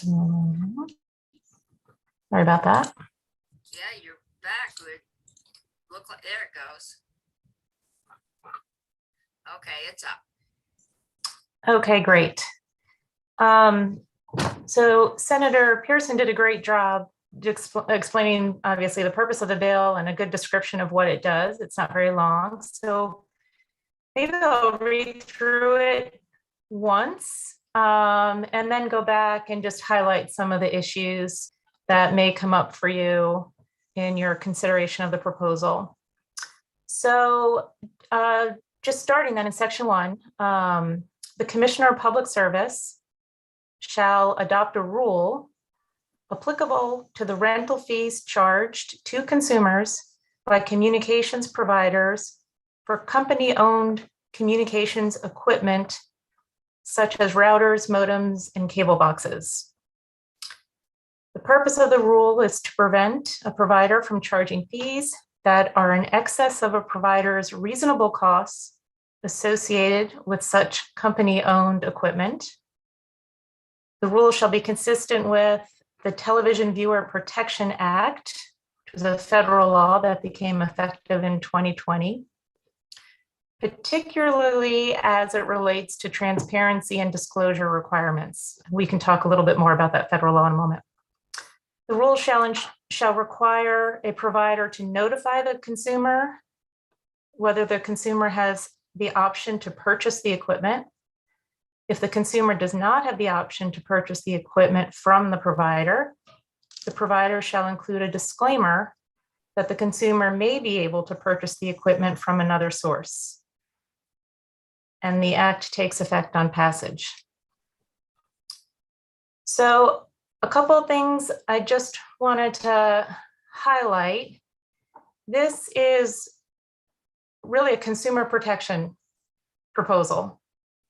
So typically when we're talking about broadband access, broadband providers,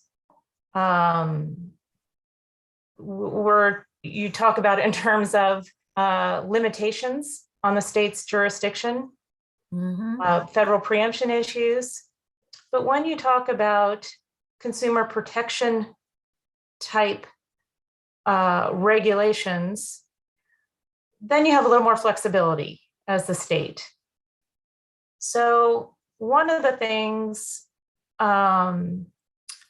that's something to be considered, the Commissioner of Public Service has rulemaking authority. I don't know that it's exercised very often. Typically, for consumer protection rules, they go through the Attorney General's office, and the Attorney General does have rules. I see this as an issue. On the one hand, the Department of Public Service has expertise in these particular providers, the equipment. Maybe it's the appropriate entity. On the other hand, the Attorney General's office is, much more familiar with consumer protection issues. I make the analogy often when I think of consumer protection in broadband to fuel dealers. For example, the regulation of propane tanks, the consumer protection provisions at the Attorney General's office has adopted rules that apply, but the Department of Public Service also keeps track of the industry, what the prices are, even though they don't regulate them, right? So this is kind of a similar area, and it's just a question of, in terms of the rulemaking, what the appropriate entity is. So I just wanted to flag that, make clear that this is consumer protection. And then in terms of the reference to the federal law, which applies to multi-channel video providers, there are a number of requirements with respect to the disclosure of information for consumers related to equipment fees and any other fees that might be charged. There are also provisions that are very specific to, that regulate and limit the equipment fees that can be charged. For example, if a consumer doesn't actually use company-owned equipment, they can't be charged for it. So not quite what's being proposed here, but similar, and wanting to recognize those federal requirements and ensure that anything you do at the state level aligns with those disclosure and restrictions at the federal level. So that's an overview for me. And is there anything that I forgot to cover, Senator Pearson, or that? No, not to my mind. Okay. Okay, so it seems like we need, the Attorney General does usually do consumer protection, and I know there's tension with DFR and the Attorney General in that area. So we probably need to hear from both the Public Service Department and the Attorney General's office about their thoughts on this and see where that goes. Senator Pearson? Well, just quickly, it wasn't an assertive choice, really. I think to be fair to Maria, this was a fairly last minute request and she pulled it together very artfully. So I just to say I'm not wed to DPS doing it. And at a minimum, they could be in consultation with whichever entity we. That's who I'm thinking. I did have a call from a representative and that had some concerns, thought this was very broad. So we'll reach out and see if his customers or clients would like to testify. And anybody else that feels that there's a reason this might impact them. I think Maria answered my questions, which was federal preemption and regulation. So Senator Bray. Yeah, so it's seems like a great idea in terms of empowering consumers to know more about what they're signing up for. I'm wondering if we might need more guardrails on the rulemaking a little bit, in terms of compatibility and stuff. I mean, I can imagine their vendors, suppliers of services could make it particularly difficult for you to have your own unit because there may be something unique about their system, or they may say you take on a liability because your system could be damaging to their system. I just feel like how you actually connect, what the standards are, that kind of real nuts and bolts stuff we want to know something more about before. And maybe we don't know about it. We just ask the department to do that sorting. But I'd hate to see it stymied because someone could throw a technical obstacle in the way of consumers who wanted to take advantage of the opportunity. That little notice that comes up on my phone, your phone would charge faster if you use the cord we gave you. Of course, I lost that 3 years ago, but okay. So Senator Sirotkin, you're still wearing a seatbelt on your llama. Yeah, I'm still driving. I would like to hear from VPERG. They have some expertise in these kinds of matters and they may not be paying attention. So I'd like to affirmatively reach out to them. Send them a note.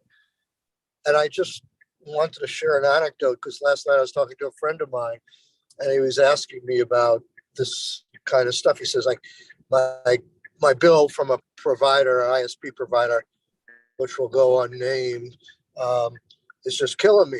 And I said, well, I was paying like $300 a month. Finally, I couldn't take it anymore. And all these TVs are smart TVs now and you can stream. So I said, I did that and I saved a lot of money. He says, it's not the underlying chart. It's the goddamn boxes, he said.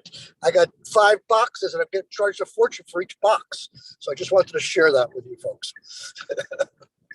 Okay. I'm not familiar with that brand name, but thank you, Senator. Christine Halquist might be another very helpful person because of the broadband connection piece and because she's done a lot of work on the technical side of hooking things up.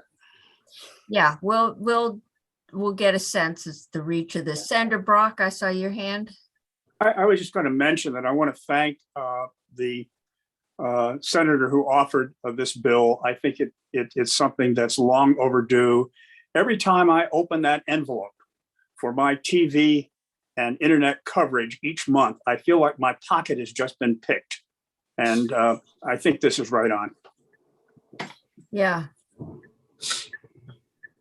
So this is, I believe, the bill we just saw a major hit on too. At least my husband had a slight meltdown when he opened the bill. And we only have one box and a little bitty things. I don't have 5 boxes with smart screens. So we'll get some more testimony on this one. And this is just our first walkthrough, and we're anybody else anybody would like to hear from, or if you think of someone, just let us know. And we're going to move on to Ellen Schakowsky, and something tells me the next one won't be quite as simple. Ellen is here, and that is Senator Bray's 233. This is the clean heat standard bill. And Senator Bray, can you tell us in a couple minutes or less? Sure, I'll do the short version for 2 reasons. One, practically speaking, by discussion between House and Senate leadership and committee chairs, the House is going to move forward the clean heat standard this year. So, Okay. however, it didn't seem wise back in November without any action yet on the House side to have, no bill of our own to be able to work with in case things didn't come out the way we thought. So introduced this bill to get really as a bit of it's not a whatever fully fledged bill. It gives the outlines of what you would be doing in a clean heat standard bill. And the concept is, what do we mean by clean heat? It's finding a way to transition away from fossil fuels by, I'd say, requiring,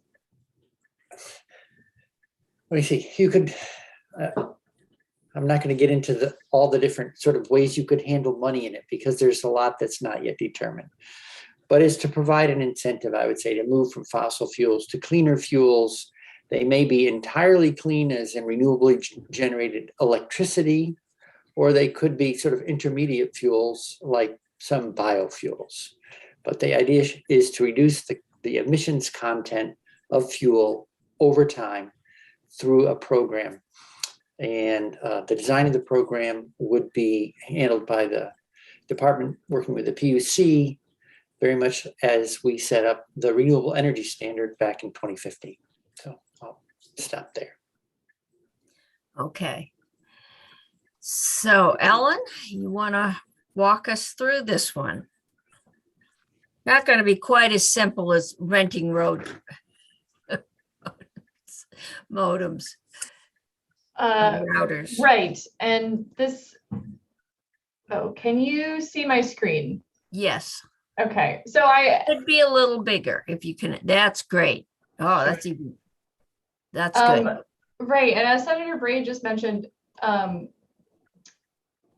okay, so the climate action plan came out in December, and that is the plan that establishes how Vermont is going to meet or strive to meet the requirements of the Global Warming Solutions Act.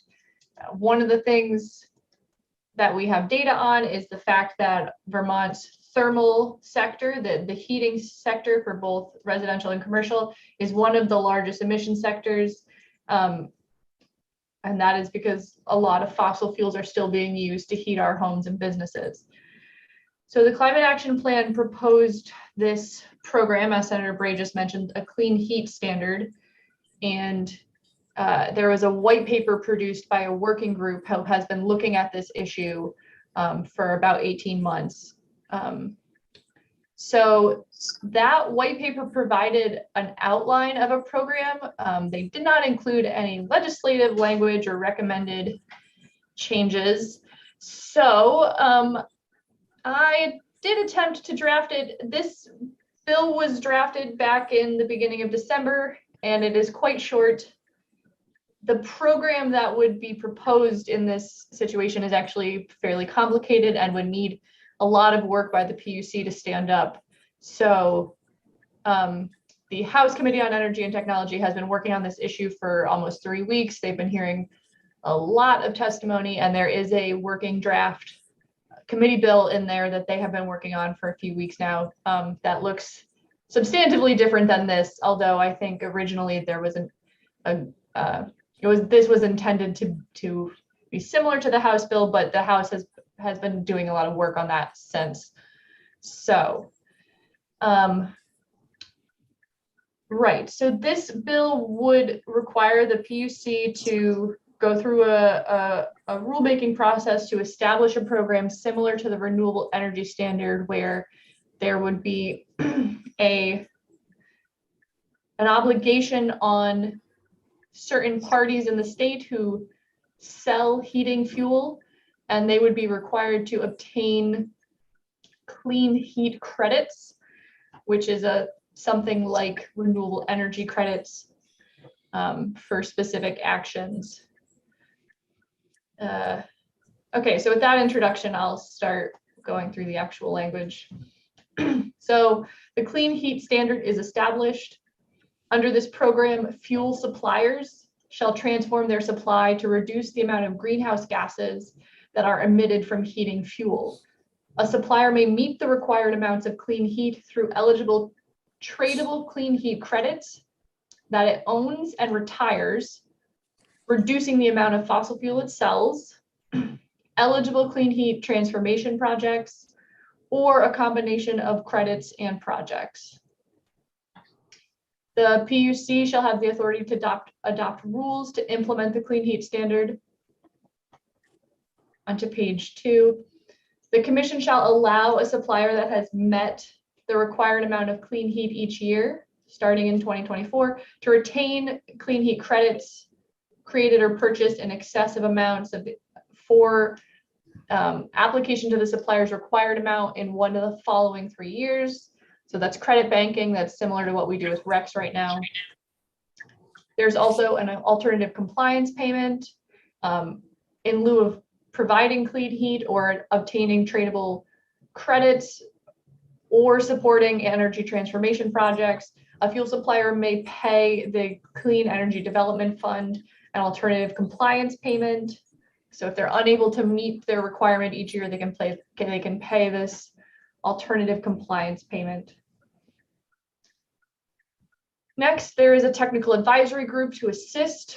So the PUC shall establish a technical advisory group to assist with the initial design and ongoing management of the clean heat standard, including establishing and revising carbon dioxide equivalents for fuel types, clean heat credits for measures, strategies for optimizing the greenhouse gas reduction, the program's coordination with other programs, including Tier 3 of the RES, and any other matters referred to the technical advisory group.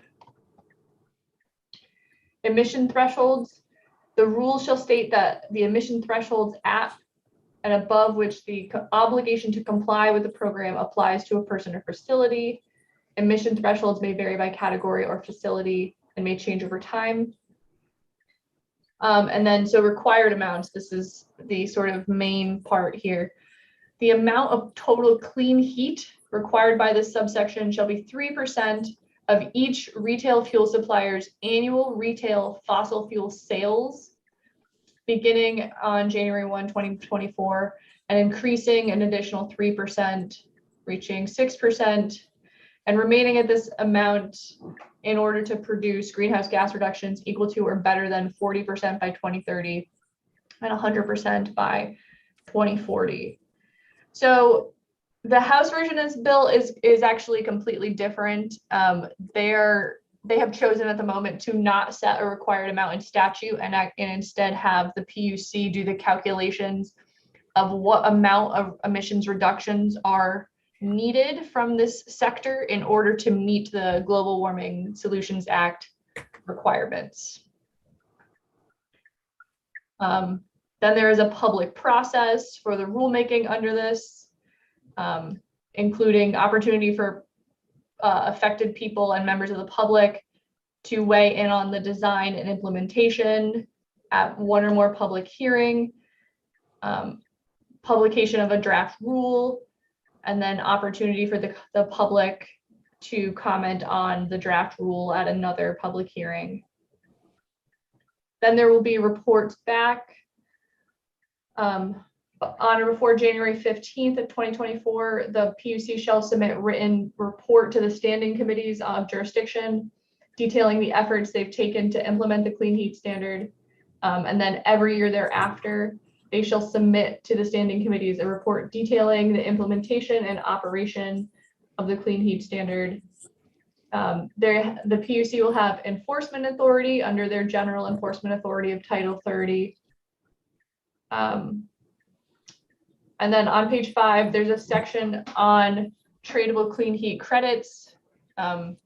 So unlike renewable energy credits, RECs, clean heat credits don't currently exist, and the PUC would also need to establish this as a new program.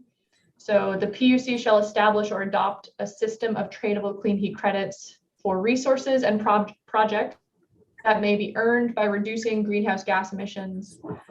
The credits shall be expressed in units of carbon dioxide equivalents, and the system shall provide a process for recognition, approval, and monitoring of the clean heat credits. The Commission shall ensure that all fuel supplier disclosures and representations made regarding a supplier's portfolio are accurate and reasonably supported by objective data. The Commission shall ensure that suppliers disclose the types of fuel mix or transformation projects used. So I did just want to point out, I know that this section is very short, and adopting a system for an entirely new tradable asset will require more language. The House is working on this. This is sort of light on details. And then finally, there is the implementation section. So the PUC shall begin a proceeding to implement the clean heat standard by August 31st, 2022. Notice, comment, and workshop. The proceeding shall include one or more workshop to solicit input. They shall provide notice on the website and directly to the Department of Public Service, retail fuel suppliers, Renewable Energy Vermont, business organizations, environmental and consumer advocacy organizations, and anyone who requests notice. And they shall provide an opportunity for written comments. And then the board shall issue an order to take effect on January 1, 2024 to implement the clean heat standard. Okay. And Senator Bray, my understanding is this is starting in the House. There's one coming. This is kind of like our emergency vehicle. You keep gas in for an emergency. In case something doesn't arrive, we have a vehicle to ship something else out. Exactly. I mean, year 2 in a biennium, you don't want to be short of a vehicle with gas in it. And I'm thinking of the oil embargo. That was our neighborhood. Right. The other thing is, if I may, for just a brief minute. One of the things I didn't say in the introduction is back when we created the RES in 2015, we said not only do in the tier 3 components where we're improving homes and like by adding heat pumps, for instance. So utilities are meeting an obligation that's in the RES to reduce emissions. One of the ways they can do that is they substitute, especially this is attractive if you're an electric utility, replace an oil-fired boiler with an electric cold climate heat pump, because you've done two things. You've reduced emissions, so you're satisfying your requirement to reduce emissions on behalf of your customers. And secondly, you're building beneficial baseload, because someone's going to keep heating their house for year after year. But from the very beginning, we always said, okay, so we'll weatherize, we want clean homes, but we know that the two go together, weatherization, and we don't want just efficient homes. We'll never meet our goals with just efficiency. And we definitely don't want to just heat the great outdoors with cleaner devices.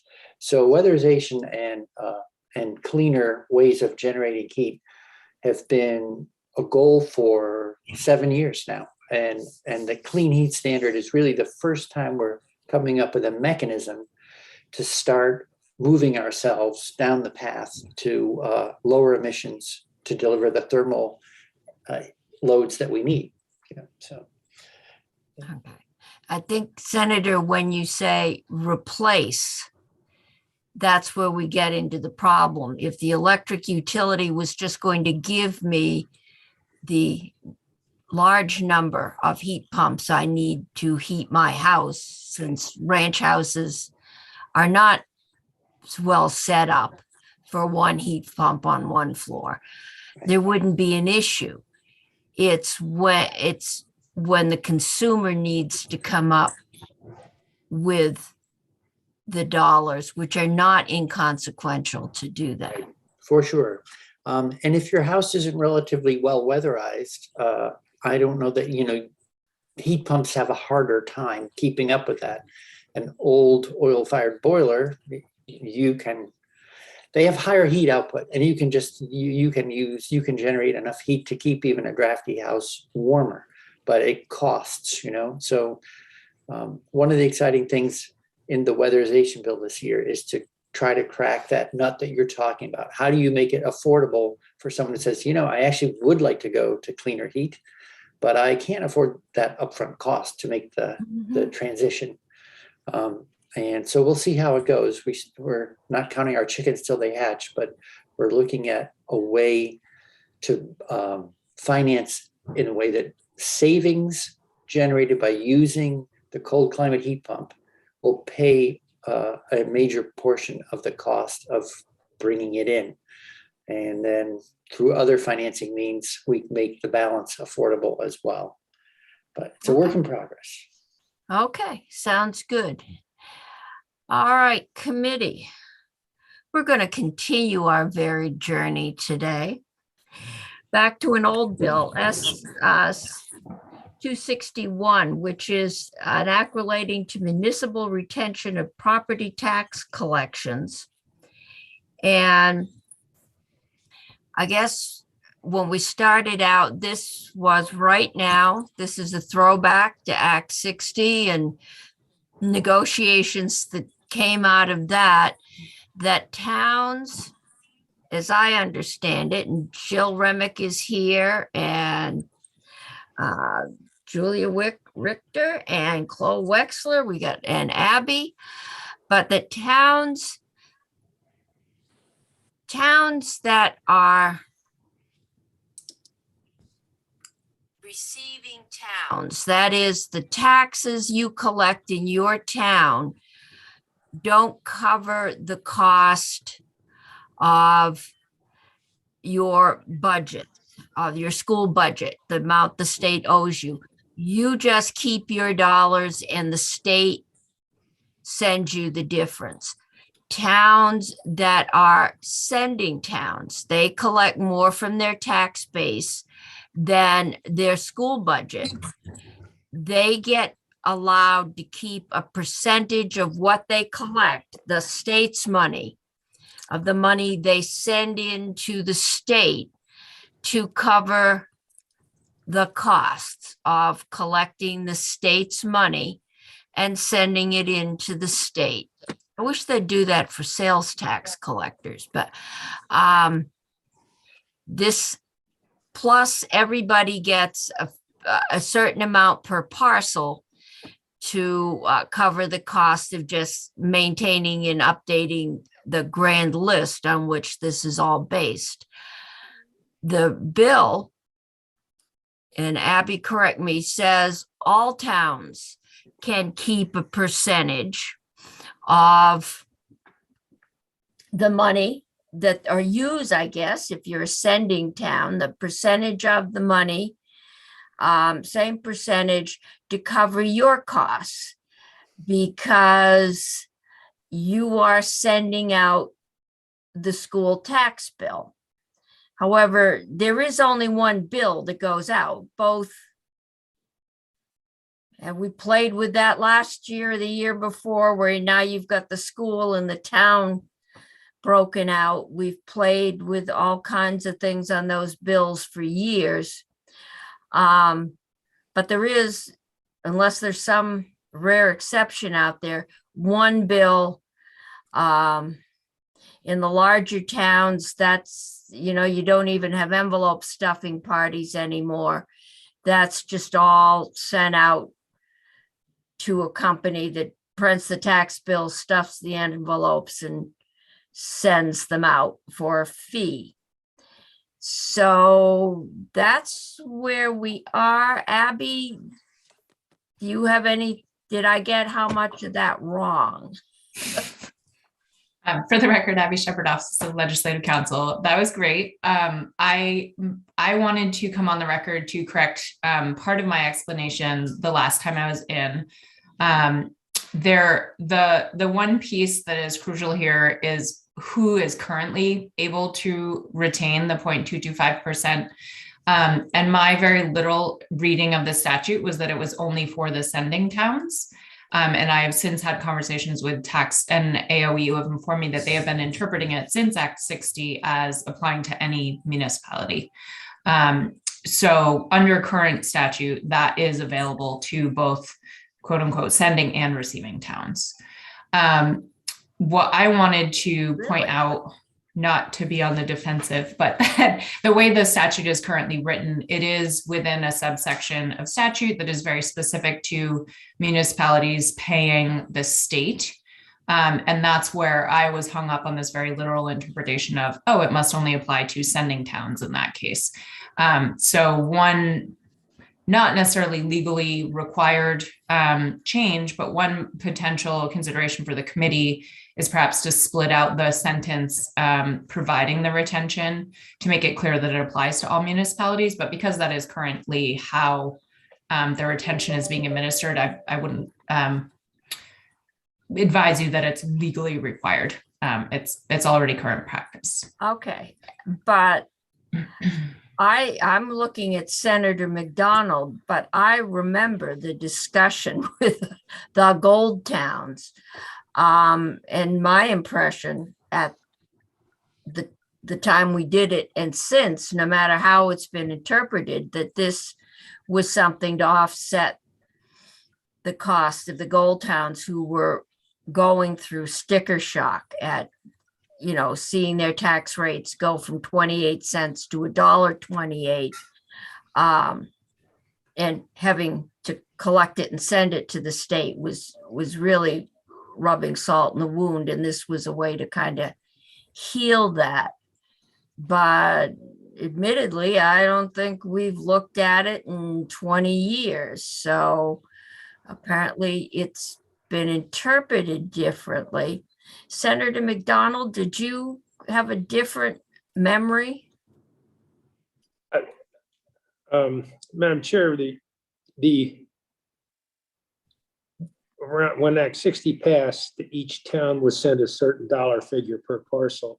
I believe that dollar figure has been increased since Act 60 and may or may not be in line for being increased again. When you're collecting, there were also the inequities went from some towns having 200 times the tax base on one end to one. I think it was Stannard and Stratton were the two extremes.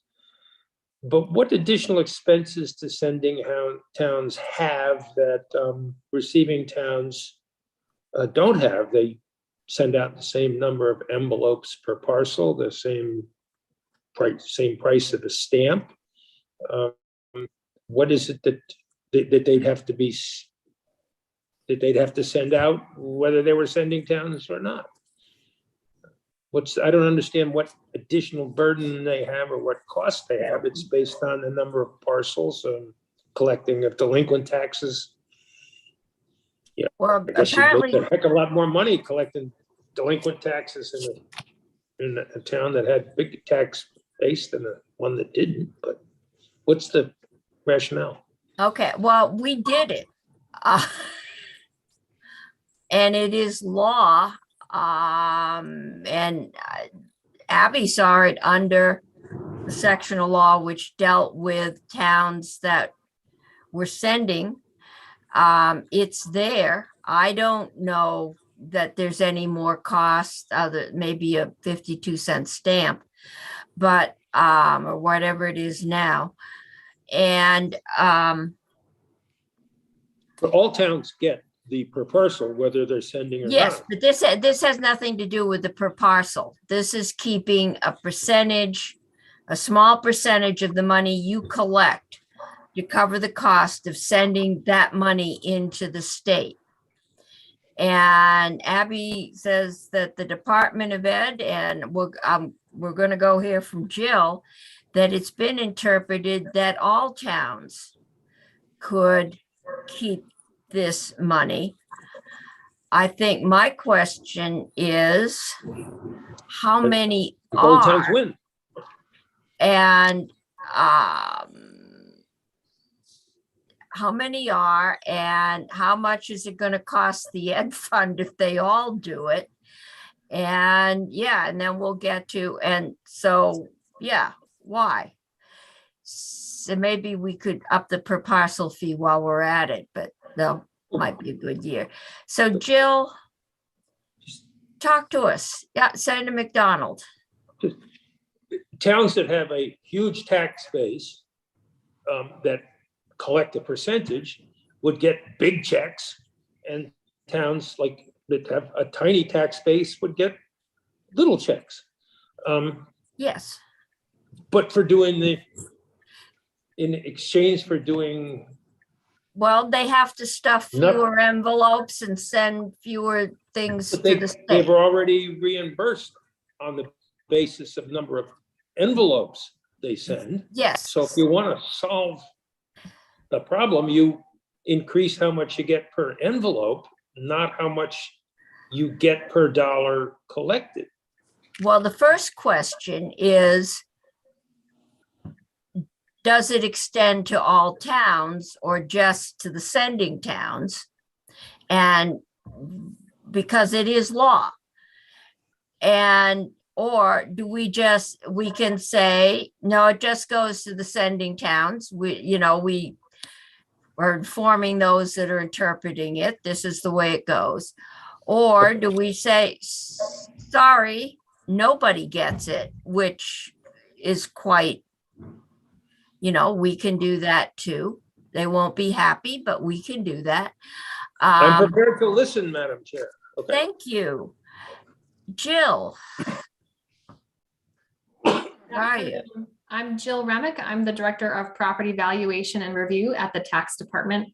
And I'm thrilled to let you know I'm here with my colleague, Chloe Wexler, who you may recognize from her years at the Joint Fiscal Office, but we have stolen her at the Tax Department very happily. Good. It's good to see Chloe back. And you have a kitty with you, or you just got down. Yeah, hoping the dog doesn't bark. So I think the good broad stroke is there's not a problem here that needs to be solved. The concern that was raised is actually already addressed in the cash flow that the Agency of Education does with each town. So each town, regardless of whether they're sending or receiving, does get that 0.225. And on the cash flow that they have between the Agency of Education and the municipality and the district, it's a retention rather than a payment. So that's why there might have been a misunderstanding of how that's showing up in their statement. But to Abby's point, I think it might be a misunderstanding that maybe we need to clarify, but we're happy to say there's not a problem or a set of towns that has not been receiving this 0.225. So everyone's been receiving it. So if we do nothing, there's no impact on the ed fund. That's If right. we feel like causing a wave for what is probably not a huge amount of money, we can just say nobody gets it. Or just somebody gets it. Okay. Committee questions. Who wants to tell the sponsor of this bill? I'm happy to tell him. Senator Hardy, were you volunteering? Thank you for wasting our time, Senator Parent. This bill is not necessary. I'll text him right away. But it may well be the way it is shown on their. Yeah. And if I may, I don't know if Abby or Chloe have further recommendation on what language would be helpful to clarify that or not, that I do, but I was happy to be the bearer of good news. I think clearly there was some misunderstanding about, because depending on where the town is sending the money they've collected, they might send it right to their school district or back up to the state. And that might be where there was that misunderstanding. Okay. So they have to ship it across town. All right. Okay. So Chloe, you have anything to add? And maybe Abby, if you can work with property valuation, and maybe we could do, maybe it's simple as moving it out of the section on sending towns and just sticking it somewhere else. And I don't know that we need a whole bill to do that. It might be something we can just stick on as a technical clarification to something like miscellaneous tax. Okay. Madam Chair, I'll draft sort of orphan language so that the committee can review that, and I'll share it with Yeah, you. we'll just take a look at it just to make it clear to town managers that they are keeping that. Okay. Gee, that got us ahead of schedule. We were worried we wouldn't get done by chair's meeting at 4:30. So committee, thank you. I think we are done with what's on the agenda for today, and I think we've kind of gone as far as we can go on the corporate tax. So we will see you all. I think I'm going to see most of you at the chair's meeting, but I'll see the rest of you tomorrow.